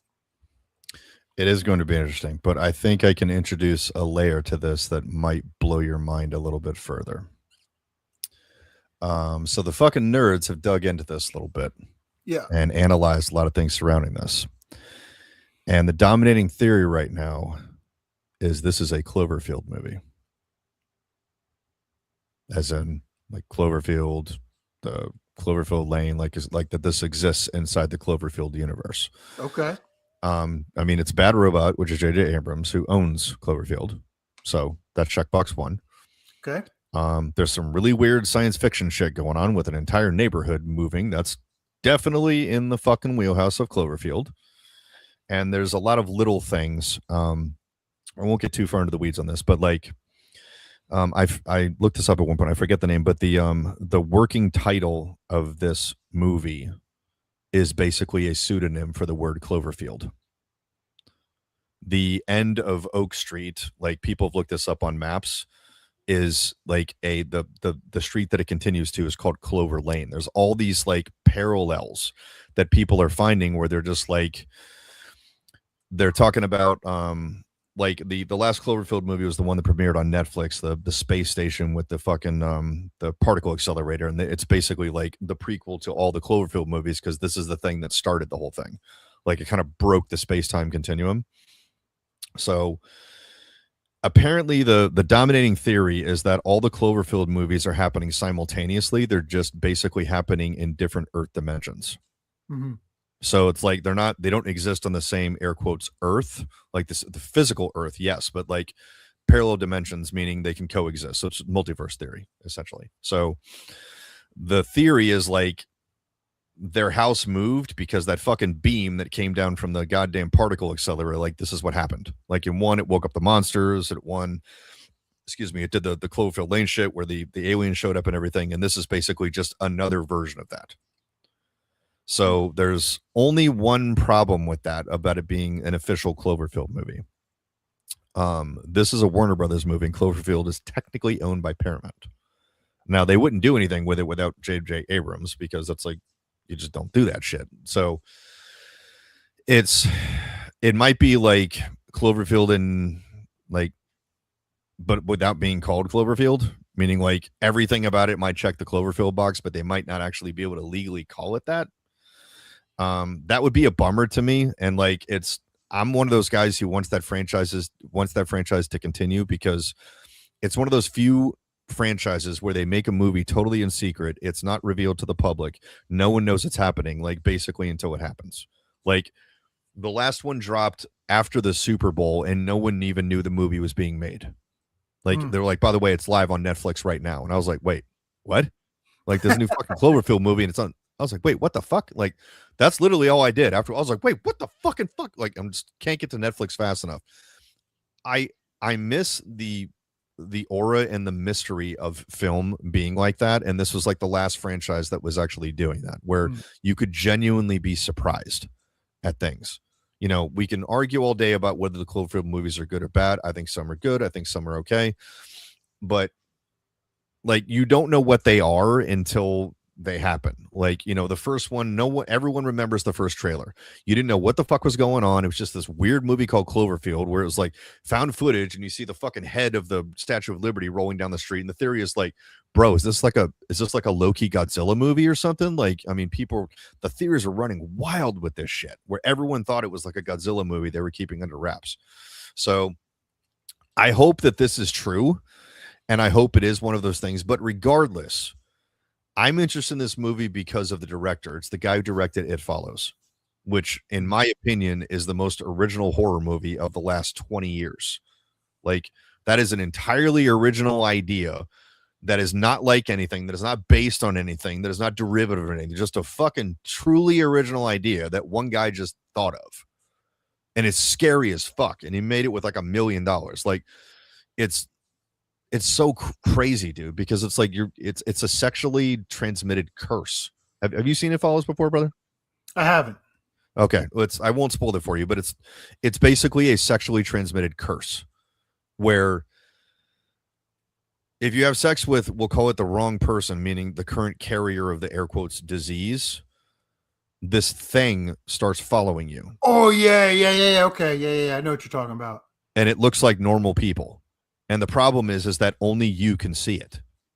Meaning, like, to you, it's just like a person walking down the street. Then they could look like anybody. And it looks like someone different every single time. And the person standing right next to you can't see it in broad fucking daylight. And the problem is this thing literally never, ever, ever, 24 hours a day, 365 days a year, never stops coming for you. In any second of any day, it is walking in your direction. So basically, you're stuck with it until one of two things happen. You die, or you have sex with somebody else and you pass the curse to them. But then when that person dies, it comes back after you. And if it gets you, it gets the person before you, et cetera, et cetera. Like, it's trying to get to whatever the first was in this. They didn't get too much into the lore, but like, I showed that to the wife after I had already seen it, and she was like, oh my God. She's like, dude, that movie was fucking amazing. She's like, that was so sinister. Like, just the vibe of this. Because, I mean, they made the movie with like $3 million. It was really low budget. The score sounds like something John Carpenter came up with. Like, it's very fucking synth heavy kind of shit. You don't really know what decade it takes place in. It looks like it could be the 80s, but the technology doesn't totally line up with it, where it just kind of takes place in between stuff that, you know, just doesn't quite make sense. But dude, it is like, this thing is just coming for this one girl and she's just trying to figure it out. And it's just fucking wild, dude. And they're apparently making a sequel. I forget what it's called. It's not called It Follows 2. It's called like it something. Because it ends with like it's still following her at the end. Like, they think they got it. Again, I won't spoil it for you. Like, they think they put this thing to rest, but it's not. Like, it's, you know, she's still being stalked by it. So I'm in it just for that guy, dude, because I was like, yeah, this dude knows how to direct. Like, yeah, oh yeah, I'm here for this fucking all day. And him with J.J. Abrams, oh, I'm in all fucking day. So we will see, ladies and gentlemen. Hopefully this is the secret new Cloverfield movie. God, I hope so, because we need a little bit more mystery in our movies, man. Like, we practically know everything about the movie before it comes out these days, and that's just kind of disappointing to me. So, all right, enough movie stuff. Let's jump into some game stuff. So this is a segment that you and I have been trying to do for several episodes. Yeah. So before we get into this, just a disclaimer, guys. This is in no means a list of what we think are the 3 or whatever best games of all time, or even our 3 favorite games or whatever. No, this is just 3 games from each of us that we feel were very influential on us personally. So there's a lot of lists out there of like, you know, the most influential games of all time. And Chris came up with the idea like, well, you know, do you have a few you can come up with, like what were influential on you? And I had to think about it, but yes. So before we get into that, Chris is going to tell us a little bit about what some of the entries were on this list. Some of them I agree with. Some of them I'm like, really? Yeah, there's a lot. And when you talk about everybody has different gaming experience and different gaming lineage. And sure, we grew up with Nintendo, we played these Mario games, but I played Mega Man and you played Contra or whatever, and also context of time. I always say there's nothing more annoying than a 20-year-old telling me about their greatest Mario Brothers 3 memories and retrospectives when they played it on the Game Boy Advance or the Wii. You know what I mean? Facts. I was playing Metal Gear Solid VR missions a couple weeks ago. Had that nostalgia bug. Started looking up what the most influential games of all time were. I wrote down everybody's list that I looked up. Watch Mojo, Media.com, like all these different places, right? And there's a handful of games that are just sort of on every one of these lists. So I was just going to kick these all to you at once. And if you want to talk about them, we can. If you want to pass, we can. But should be no surprise. Super Mario Brothers, Final Fantasy VII, Street Fighter 2, Pac-Man, Doom, Space Invaders, Ocarina of Time, and Mario 64. Those are the games that generally are on like all of these lists. Grand Theft Auto 3, I'm sorry. GTA 3 as well. Okay. But then there are some games that I was like, wow, like I couldn't believe that. So like What Culture has Parappa the Rapper at number 2 and Tetris at number 1, which I thought was a little What Culture sucks. Yeah, so a lot of these are only including like console games, because there were a couple that I went, oh yeah, Flight Simulator, World of Warcraft, those types of games. Quake, Ultima 3, Wizardry, some of those types of games I would never play, but those are big deals. Half-Life made quite a few of the lists. Doom, like I said, Skyrim, those types of games. So the number ones, Tetris, Mario Bros, Deus Ex, on Max Durant's channel, they had 3 of them going at once. One guy had Deus Ex, one person had Mario Bros, the other one had Xenogears. And that just sort of gives you the eclectic taste that people have, whether you agree or not, that these are the games that they feel are the most influential or important to them.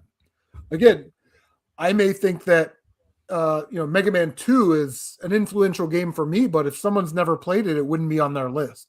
So I thought it would be interesting if we just kicked around for a couple minutes. What maybe our top 3 doesn't have to be sort of in order, but so I don't know if you want me to go first or I'll go. You can go first, whichever. Hit me, dude. Let's hear your list. All right. So again, different times in gaming, and I tried to go with games that people know. Like obviously, the Nintendo had an influence on my life, and Atari 2600 and stuff like that. But the first game that I just remember looking at and going, "Wow," was Donkey Kong Country on Super Nintendo. And I love that game to this day. Having it complete in box is one of the absolute centerpieces of my collection, even though it's not the most valuable thing or rare thing.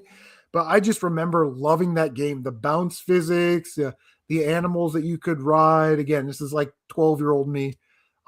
Having Diddy Kong, and they're both different play styles. Donkey Kong's a little heavier. Diddy Kong's a little bit more acrobatic. And man, I just loved it. I just love Donkey Kong Country so much. It just influenced me. And it's an important game in my gaming lineage, I guess. Okay. Good choice. Continue. Oh, okay. So number 2 was a game that in the military, I was always a Nintendo kid. Everybody had PlayStation 1s because we all played NFL Game Day and Triple Play Baseball. And then in 1998, Hideo Kojima released a game called Metal Gear Solid. And that is all we did in there were weekends where it's like, we're not going out, we're playing Metal Gear Solid. And it was literally like your next duty day. It's like, Jimbo, did you get past that crazy guy that was like telling me what was on my memory card? That was some weird shit. How did you beat him, right? It was almost like schoolyard stuff again, where, you're trading secrets on the bus. So Metal Gear Solid definitely had influence and impact in my life, especially as a gamer. Number 1 on my list is The Last of Us. I missed out on 7th generation, and I don't consider 7th generation retro. I look at it more as what these consoles do and how they changed the landscape of gaming. So 3rd through 6th will always be retro gaming to me. And I was always retro, always retro, always retro until I went to a garage sale and this guy had a PlayStation 3 and a stack of games. And I got it for like $60, whatever it was. The first game from 7th gen that I ever played outside of like Wii Sports was The Last of Us. And that game, I didn't know anything about it. That game hooked me so fast that now I love playing modern games. I bought PS4s and Xboxes, modern stuff because of that game. And then subsequently, the next 3 games I played after that, Uncharted, Uncharted 2, and Uncharted 3. So definitely The Last of Us has a lot of influence over my gaming life, and it's very important to me. So those are my 3 games. Good choices. All right. I guess it's my turn. All right. So I'll start no particular order. I won't do a 1, 2, and 3. We'll put these in no particular order, but I'll do them chronologically. Okay. So the first one is an NES game, and it wasn't the first NES game I played. The first one, like most people, was Super Mario Brothers. And this is before I had my NES, like probably just a few months before I got it. I got it the summer of 1986. Paid for it with my own money. Worked the entire summer to get it. Used birthday money, lawnmower money, and everything. Bought my own NES with my own fucking money at 7 years old. So, and my neighbor across the street before I got my NES had one, and he had some games and stuff like that. So before I got mine, I got to kind of monkey around with the gaming library. And one day he and I were talking, and he was, I'd probably known him for about a week at this point, and he told me about a game he had. And I'd never heard of it, and I didn't even know that this was like a thing. And he was like describing the game to me, and my mind was like ready to fucking explode that a video game like this even existed. Where I was just like, wait, what? Like they have video games like that? And that game was Castlevania, where he was talking about like, yeah, dude, you fight like Dracula and Frankenstein and like the Mummy and stuff. I was like, wait, what? And he's like, yeah, you use like a whip and stuff, man. You have like, crosses you can use, like daggers and axes you could throw. I was like, I went from Super Mario Brothers to that. That's a big jump. Like, and I'm like, my little 7-year-old mind is like trying to absorb all of this. And I'm just like, okay, I need to see this. And he invites me over to his house, and he plays a little bit, and I'm just watching. And I'm just absolutely in awe of this game, where I'm just like, this is the most incredible thing I've ever seen in my entire life. Like, this is the music, the graphics, everything. Like, it's hard, it's unforgiving and everything. He never beat the game. Like, I didn't as a kid either. The first time I beat Castlevania, I was probably a teenager. And I just absolutely fell in love with the mythos behind this thing. Like, it was just like horror elements in a video game was like just incredible to me, where I was like, this is fucking wow, man. Like, this is just unbelievable. So that's my first game. Like Castlevania, the fucking OG. Still difficult to this day, but still fun. Yeah, love it. Just love it. So following on a very similar, now that I'm noticing this, there's a very clear pattern in the 3 games that I picked that I actually didn't notice until now. I honestly just picked these because I love them. Okay. So the second game, I have some visual aids to help me out with this one that I'll put on the screen in just a second. This was, and I still own it to this day, the copy I have in my hands before I show it to you. This is the first used game that I ever purchased from the legendary, it's now known as Starland in my home state of Virginia. But back when I was a kid going to this place, it was just called Starland. It's this tiny little shop in Annandale, Virginia, long before GameStop, long before EB Games, when used games was like unheard of. Like, that wasn't a thing back when this was created. And, being a kid who didn't have like rich parents or like a big allowance or anything, I only had a few bucks. And I was one of the few kids in existence who owned a TurboGrafx 16, got mine for Christmas in 1989, knew exactly one other kid besides me who had one. And he happened to live down the street from me. He was a friend of mine. Not one person I went to school with had one. Like, I'm not saying that to put me in some kind of elite club. I'm just saying, like, even back then, it was rare that someone actually had one. So I had one person I could trade games with, and we only traded games like once.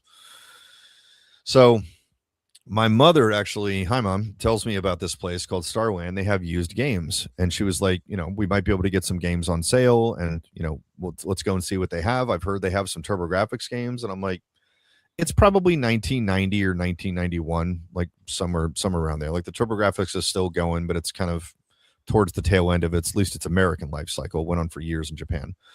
And I'm just looking at the games. They got like a little shop with some display cases and everything. And I find a game there. And I only had like 7 original TurboGrafx games. And this is one that I read about in Turbo Play magazine. And I was like obsessed with this thing. When I reading all about this, I'm like, dude, this is holy shit. Like, I just could not fucking believe that, again, much like Castlevania, that there were games that existed like this. And I'll tell you what, I'll put it on screen. This is a poster that is in the Retro Game Lounge right behind me over my left shoulder. Splatterhouse for the TurboGrafx 16. So I'll tell you what really hooked me, guys. You can see in the lower left corner of this picture, this is an exact reproduction of the actual box for TurboGrafx.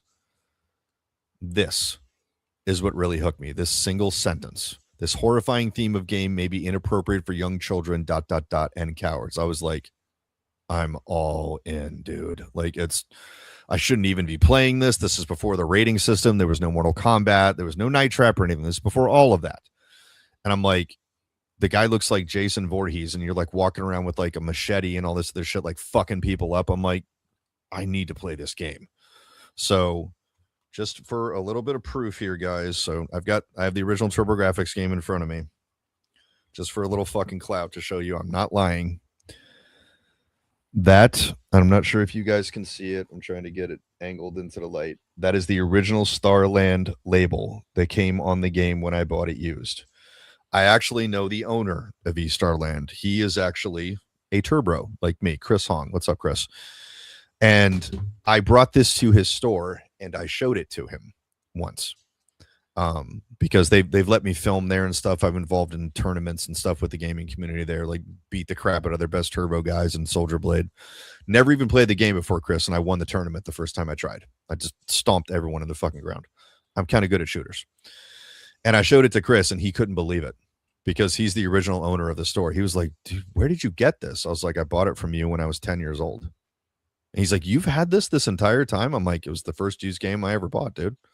He was like, that is the only time I have ever heard that in my life. He's like, you've literally been a fan of my business your whole life. I'm like, yeah. So does this get me like a discount for life or something? Yeah, right. He's like, like being your number one fan. I'm like, come on, dude, you're a Turbo. I'm a Turbo. Have a little solidarity. But Chris is a good guy. It's all good, man. He's definitely hooked me up with a lot of cool stuff. So that is my number 2. So chronologically, we'll go with number 3. And again, I didn't think this was a theme until I'm sitting here looking at this, but they're all kind of horror themed. Yeah. I did not plan that, guys. Like, that was not a thing. I just picked 3, one for different consoles. So another one was I believe a Christmas gift that I got in, I think 1992-ish, 93, something like that. And I had seen the previews for this game, and I just immediately fucking fell in love with it. And it is, other than the Bomberman series, I know Chris fucking loves Bomberman so much. Other than that franchise, if I had to pick one game that would be like my favorite game of all time, it would be Zombies Ate My Neighbors. If I really had to pick one. I love every single thing about this game. I love that it's co-op. I love that it's basically every B-grade sci-fi horror movie, anything that you've ever run into, all in one single game. Giant ants, zombies, UFOs, Dracula, the Wolfman, it's all here, dude. Like every single ounce of it. All of the level titles have like shitty B-movie names. Like, I just love it. I've never actually completed it. I have gotten to the final Dr. Tongue level, and it's fucking hard as shit. He's one of the hardest bosses I've ever fought, but I've never actually beaten it. I hope to do it at some point. I'd probably have to do it myself. It's honestly annoying to play with somebody else because you share the screen too much, and it's like, no, just like the other person would have to be willing and able to follow my instructions, like exactly, which is like walk exactly where I tell you to. Because if you don't, then like we're going to be fighting for the screen, and one of us or both of us is going to die. Like you got to coordinate. So it'd probably just be easier to do it by myself. I just love that fucking game.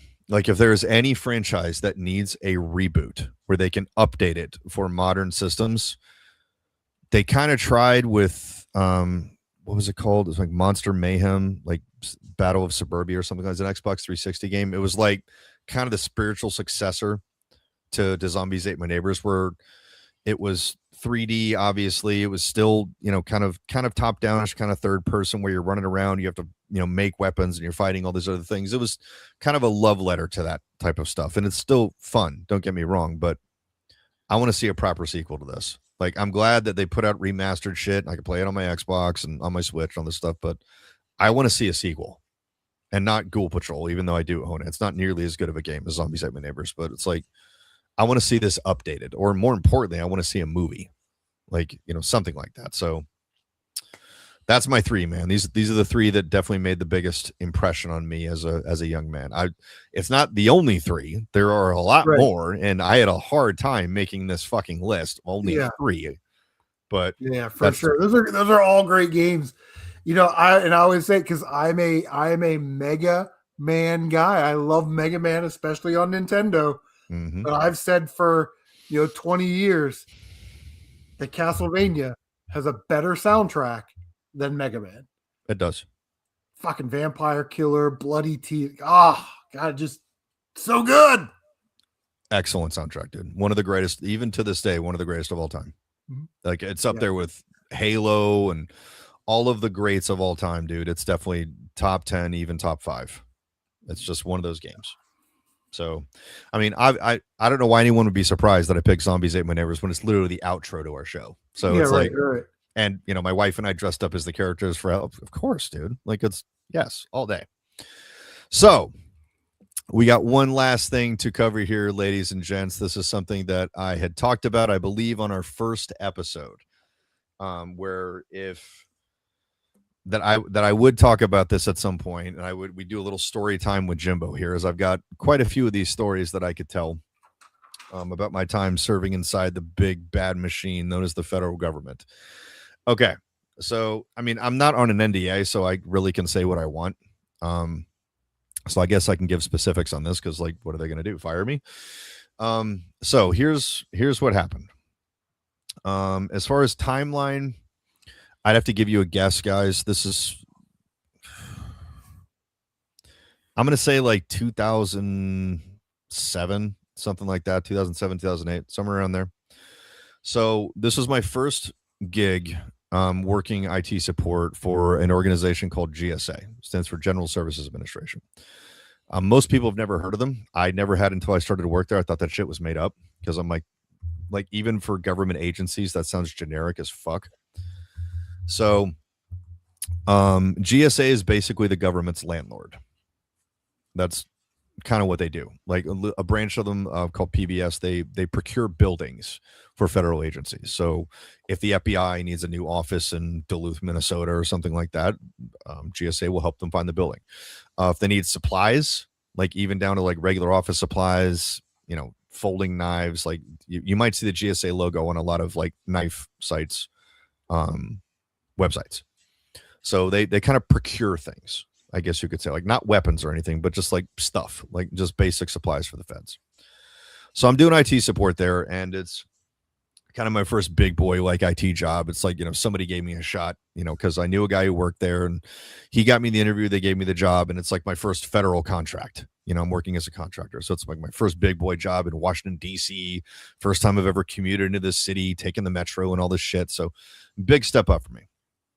So there's this little incident that happened where part of our job when we worked there was we were in the middle of doing what's called a tech refresh, which is where you're basically taking someone's existing equipment and you're refreshing it, you're updating it. So like new laptops, new desktops, etc. The majority of the organization at that point had desktops, but a few of them had laptops. So I was friends with the guy who basically led the refresh. It was one of the techs on my team, where he was there often after hours. Like he came in late because he worked overnight, because it was a lot easier to do, where you could go and get people's machines, refresh them and everything. That he would go home like early in the morning. And I'm kind of helping him with this stuff, just like helping him, back up hard drives, like, move accounts over and things like that. And we come across something that immediately is odd, to say the very least, because this is not the kind of thing that you find on the hard drives of people that we deal with. It's like the file type immediately stuck out when we saw this. We were just both like, what is that? So it's a video file. and it's really big because, you know, we're in the process of backing up stuff, and we're mainly just looking at file size as far as what we need to back up. And this was saved on this person's profile. They didn't even really try to hide it, to be perfectly honest. This did not take digging to find at all. Like a regular person could have found this. And it's a movie file, and it's like, you know, we couldn't gauge the time, you know, by looking at it, but we could gauge, like, generally, like, you know, this isn't a minute long, dude. This is probably like 20 or 30 minutes long, you know, based on the file size. This is gigabytes of information, which back then was like, that's big. You know, nowadays that's not such a big deal, but, you know, high definition was a new thing back then. So our job is to, you know, back up the data and move everything over, but we get curious because we're just like, I mean, there's no rule. It says we can't look at this. This is public. This is government information. And every person who has ever signed on to a federal machine, they all have the exact same disclosure right before you sign on. It basically says anything you do is the property of the government. Anything you save on here, like, none of this is personal. Anything you put on here can be viewed by anyone else in the government, and you sign off on that. Matter of public record as well. Correct. So it's like, not considered data. You sign that contract literally every time you sign on, because it says by clicking OK that you are accepting these terms. Yeah. So there's no rule that says we can't look at this, and it's kind of our job anyway. So we're curious. We're texted, it's late at night. I'm like, let's see what this is. So we open the file up, and it's a video file, and we immediately recognize where it is because we've seen this room before because it's inside the building. And we don't recognize, there's 2 or 3 people in this video. There's 2 women and 1 guy. And we don't recognize the people, but that's not really saying much, guys. The organization was like 3,000 plus people. You can't remember everybody. Like, it's just, you know, we didn't know who they were. So it is 1 guy and 2 girls in a sex tape that is filmed at the site we are working at, which is federal property, using federal equipment. And there was a clock in the background during business hours. And we've got their faces and everything on this video. Like, it's none of it is discreet. All of it is like, I'm sure we could pass this to somebody and they could figure out who this is. So needless to say, we're like, holy shit. Like, you know, like, we were expecting it to just be like a generic porn video, like just something somebody downloaded, but this is something like someone shot or something. Yeah. Like, sure, like something like that. But no, this is something someone filmed inside a federal building on federal time with federal employees with federal equipment. That is like 5 different levels of illegal. So we're like, holy fuck. And I'm looking at him, he's looking at me. I'm like, dude, what the fuck do we do? Like, there's no handbook for this. Like, what do we do now? And he's like, I don't know, man. I'm like, well, we got to tell somebody. Like, what's the protocol for this? So we talked to our boss, and we just kept it kind of generic with her. We were just like, so if we found something like questionable on one of these hard drives, like, who would we tell?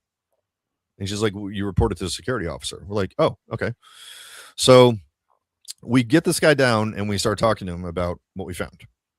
And we're just like, this is what we found. Like, we can show it to you if you like. Like, we have the person's name, you know, of you know, the owner of this computer, not owner, but like, you know, the person who is responsible for this computer. And he looks at the file for like 5 minutes. Like, we show it to him. We just hit play and we leave the fucking room. We've already looked at it, so we don't need to watch again. The people were expressly unattractive and overweight, for the record. So it wasn't even a good porn. It was like, I don't need to see this again. That's a punishment, not a reward. And like, he watched it for like 5 minutes, and he comes out and he was just like, who did you tell about this? And we're like, nobody. Like, it's just you and us. He's like, okay, let's keep this just between us. I'm going to do some digging. He's like, you gave me the account information. He's like, let me look into this. And I can't swear on the specifics, guys, but we did eventually find out who it was. Because we showed it to one of our coworkers, and he recognized all 3 people. So he provided us names, and he's like, yeah, that's so-and-so, so-and-so, and so-and-so. So not only did they not get fired, they were not even reprimanded. Oh, come on. 2 of them were transferred. I think it was the 2 girls were transferred, and nothing happened to the guy. So whenever I would have to pass this guy in the hallway, I'd be like, "That's the porno fucking guy." Like it's we all knew it. Like it spread like wildfire among Was the he text. was he like some big to do, or was he just like an admin dude or something? Just like a Not a big regular to-do at dude all. at the office out there just banging chicks. Not even like a supervisor wielding his supervisor powers to woo with the ladies. Not Just at all. some dude. That is when I kind of checked out of the idea of anything resembling government accountability, because I'm like, dude, in any other job in this country, any other job, any other industry, you'd be gone like that. Mhm. Just that simple. As soon as they found out who you were, they wouldn't even tell you why you were firing you. They would just be like, get the fuck out. Yeah, they'd be like, "Listen, we've found your porno. You can either resign or we can fire you, whichever you want." Yeah, That's that's usually how that goes down. As the union rep, we've seen this before. yes. So it's fucking crazy that all of us paid for this. All of us taxpayers paid these people's salary and paid for them to continue working after they essentially misappropriated state funds, like, and did a bunch of other things. Like, I'm not a lawyer, but this is there's no version of this where what they did is not illegal. It's like loot acts on federal property. I mean, there's 100 different ways you can go with this. So that was very early on in my federal career, working as a contractor down in DC, where I kind of learned the hard way. Where I was surprised because I was like, wait, they still work here? And my buddy had been there for a while. He's like, dude, get used to it. He's like, this is how it works down here. Those motherfuckers are untouchable, and they'll fire us like we don't mean shit because we're contractors. And it's like, so when the idea of Doge came around, and so many people I know were like angry, like all these federal people are losing their jobs. I'm like, have you ever worked for the federal government? Yeah, right. Because I have. And the only people that are upset about this are two types of people who've never worked for the Fed or feds. That's it. That If are you've ever fucking been around. Like, exactly. the normal dude that shows up and does his 40 hours and does what he's supposed to do doesn't have anything to worry about. Exactly. So everyone who has ever been a contractor, who has ever worked in the DC sphere, we're all just like, it's about fucking time. We're all this is what I wanted Trump to do when he first got in office the first time. I was like, bro, the guy who's famous for firing people, like, all right, now we're talking. I was like, do you want a list of names, Mr. President? Like, I can help you out. Like, fire all these motherfuckers. These guys ain't worth the last shit I took. So, I was happy that it existed. Segment. Jimbo drops dimes. You know what I mean? I mean, it's like, sure, we can call it that, or like story time with Jimbo or something, with me holding like a nursery rhyme book. Like, it's, I've got a few stories like this, guys. This is definitely one of the better ones. Like, this was probably the most scandalous one that I was privy to, but there was a lot of other experiences that I had where sexual harassment stuff comes around, no one gets fired, dude just gets transferred and everything. There is so much crap that, like, on a daily basis they would just sweep under the rug. Yeah, that it was just crazy. It really was. Yeah, we've had some incidents of that in our police department. Of course, you hear about that all the time in law enforcement, that this person was doing this and they resigned and went to another department and started doing that. And yeah, we had a dude that was banging a dispatcher on third shift, and she ended up quitting. Oh my goodness. He was going to get a 3-day suspension, but they worked it down to a no-day suspension. So it's like, this dude's married with kids, so it's hard to fire people at the state level and the federal level, man. It is. That's the old adage that it takes an act of Congress to fire a federal worker. Yeah, right. That's an exaggeration, but it's not that far from the truth. No, it isn't. It's actually more true than it's not true. You know what I mean? Like, yeah, unfortunately, yes. But for the record, guys, we'll bookend it with this. I'm still in contact with the guy who he's my former boss, actually. He eventually became a Fed. He's like a GS-14 now. He's a director, and he works for that same agency. And I've just asked him, what it's like, like post Doge. Yeah. And he's like, it's a lot different. He's like, telework is basically gone. Like, everyone has to show up and everything. I'm like, all right, well, at GSA, yes, they deserve it because those I'm not against telework guys, but GSA abused the fuck out of that. Like, they deserved it. And a they lot of people abuse that because we They still do. have people. They started an initiative. They couldn't just tell people, "Hey, next Monday, everybody reports to work." Right? That's something that we would do because we're common sense people. They Yeah. had a smooth transition back to regular work, to where it's like, well, instead of working from home for 5 days, you need to work from home, 3 days. And now we still have people that work from home on Fridays, and then they try this bullshit of, well, I'm taking a half a day on Thursday for executive time so I can get caught up on emails and all this other stuff. So they're working from home half a Thursday and then all of Friday. It's nonsense, bro. it definitely needs to be used with some responsibility. And like when you show that you're irresponsible with it, that privilege needs to be taken away. Like it needs When to be you monitored. said that those girls got transferred, like out of state or just somewhere else in the department or in the building, Different agency. so they had to leave completely. But they had a job for them magically somewhere else.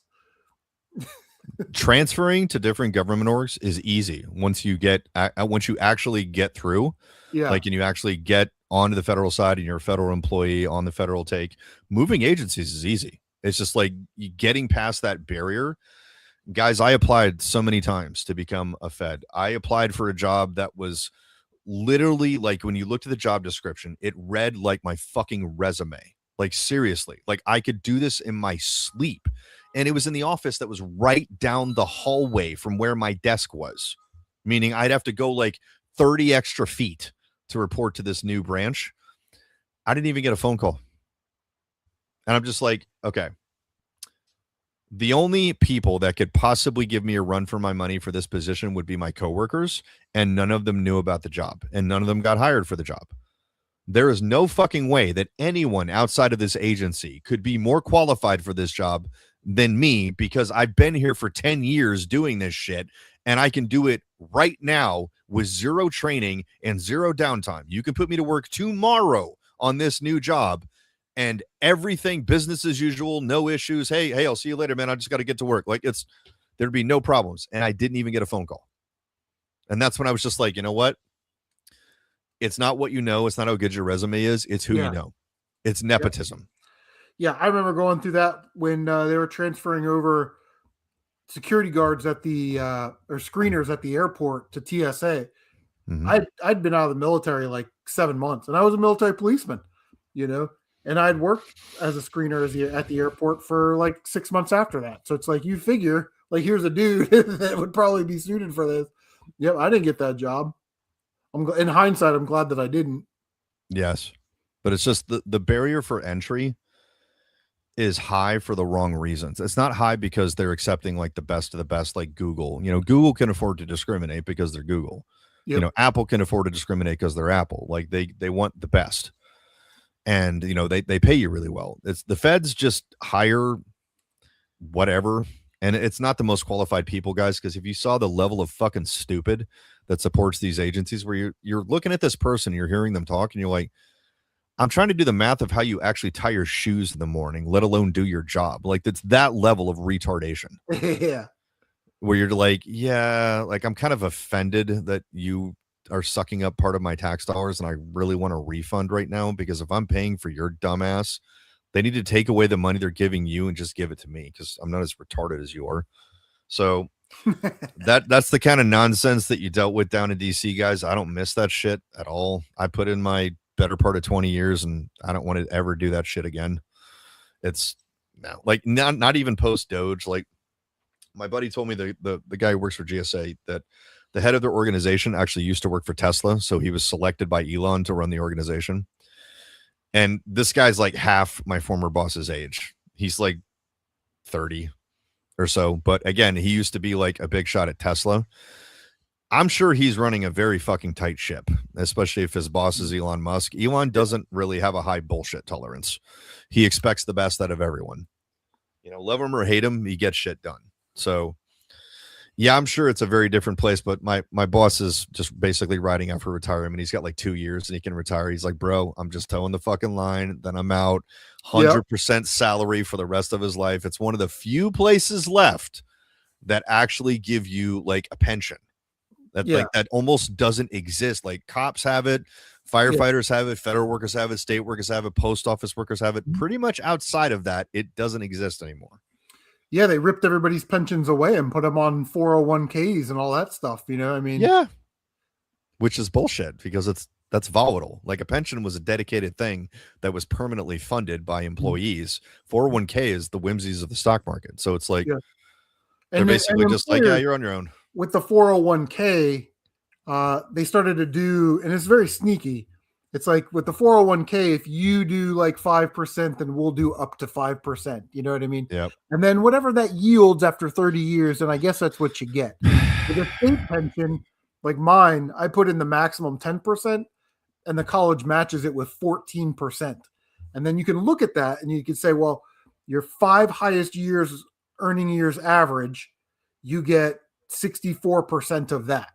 So it's Nice. like, okay, well, I know that if I make $100,000 for 5 years, then my pension's going to be $64,000 a year, you know? And then the other thing that they weirdly did, our medical is locked in at the price of the day we retire. So if it's $300, then it's $300, you know, and it's like that Wow. for the rest of our lives. Whereas when they did 401ks, they just eradicated all that. You just get medical and dental and vision for the time that you work there. After that, you've got to buy your own medical until you're 65 or 67, and you can get Medicaid, Medicare. But yeah. Anyway, we can talk about pensions all day. Yeah, the government is sort of the last bastion where any dickhead off the street can get a job, work there for 30 years, and if you're a good boy or girl, there will be something at the end for you. Full salary and benefits for the rest of your life. Yeah, that's crazy. Full salary. Did you imagine working your way up and making like 150K? And that's just And you get it for the rest of your life for doing nothing. That's It's crazy. like fucking cushy ass ride. I mean, I think it's going to change. Like, I think they're probably going to cut. I mean, let's be honest here, guys. If you're making 150 grand for a lot of fucking years, you don't need 150 grand when you're retired because you've got a giant fucking nest egg because you've got stocks and all that other shit that are paying you every month. Yeah. I mean, well, if you don't, then you're an idiot. So you don't deserve it either way. So it's like whether you do, whether you don't, you're still wrong. So, all right, we will go ahead and cap it there, man. If you guys want to hear some more stories, go ahead and leave us a comment in the comments below. And if you haven't already, guys, if you like this podcast, if you like what we're doing, we do it weekly on Saturday nights.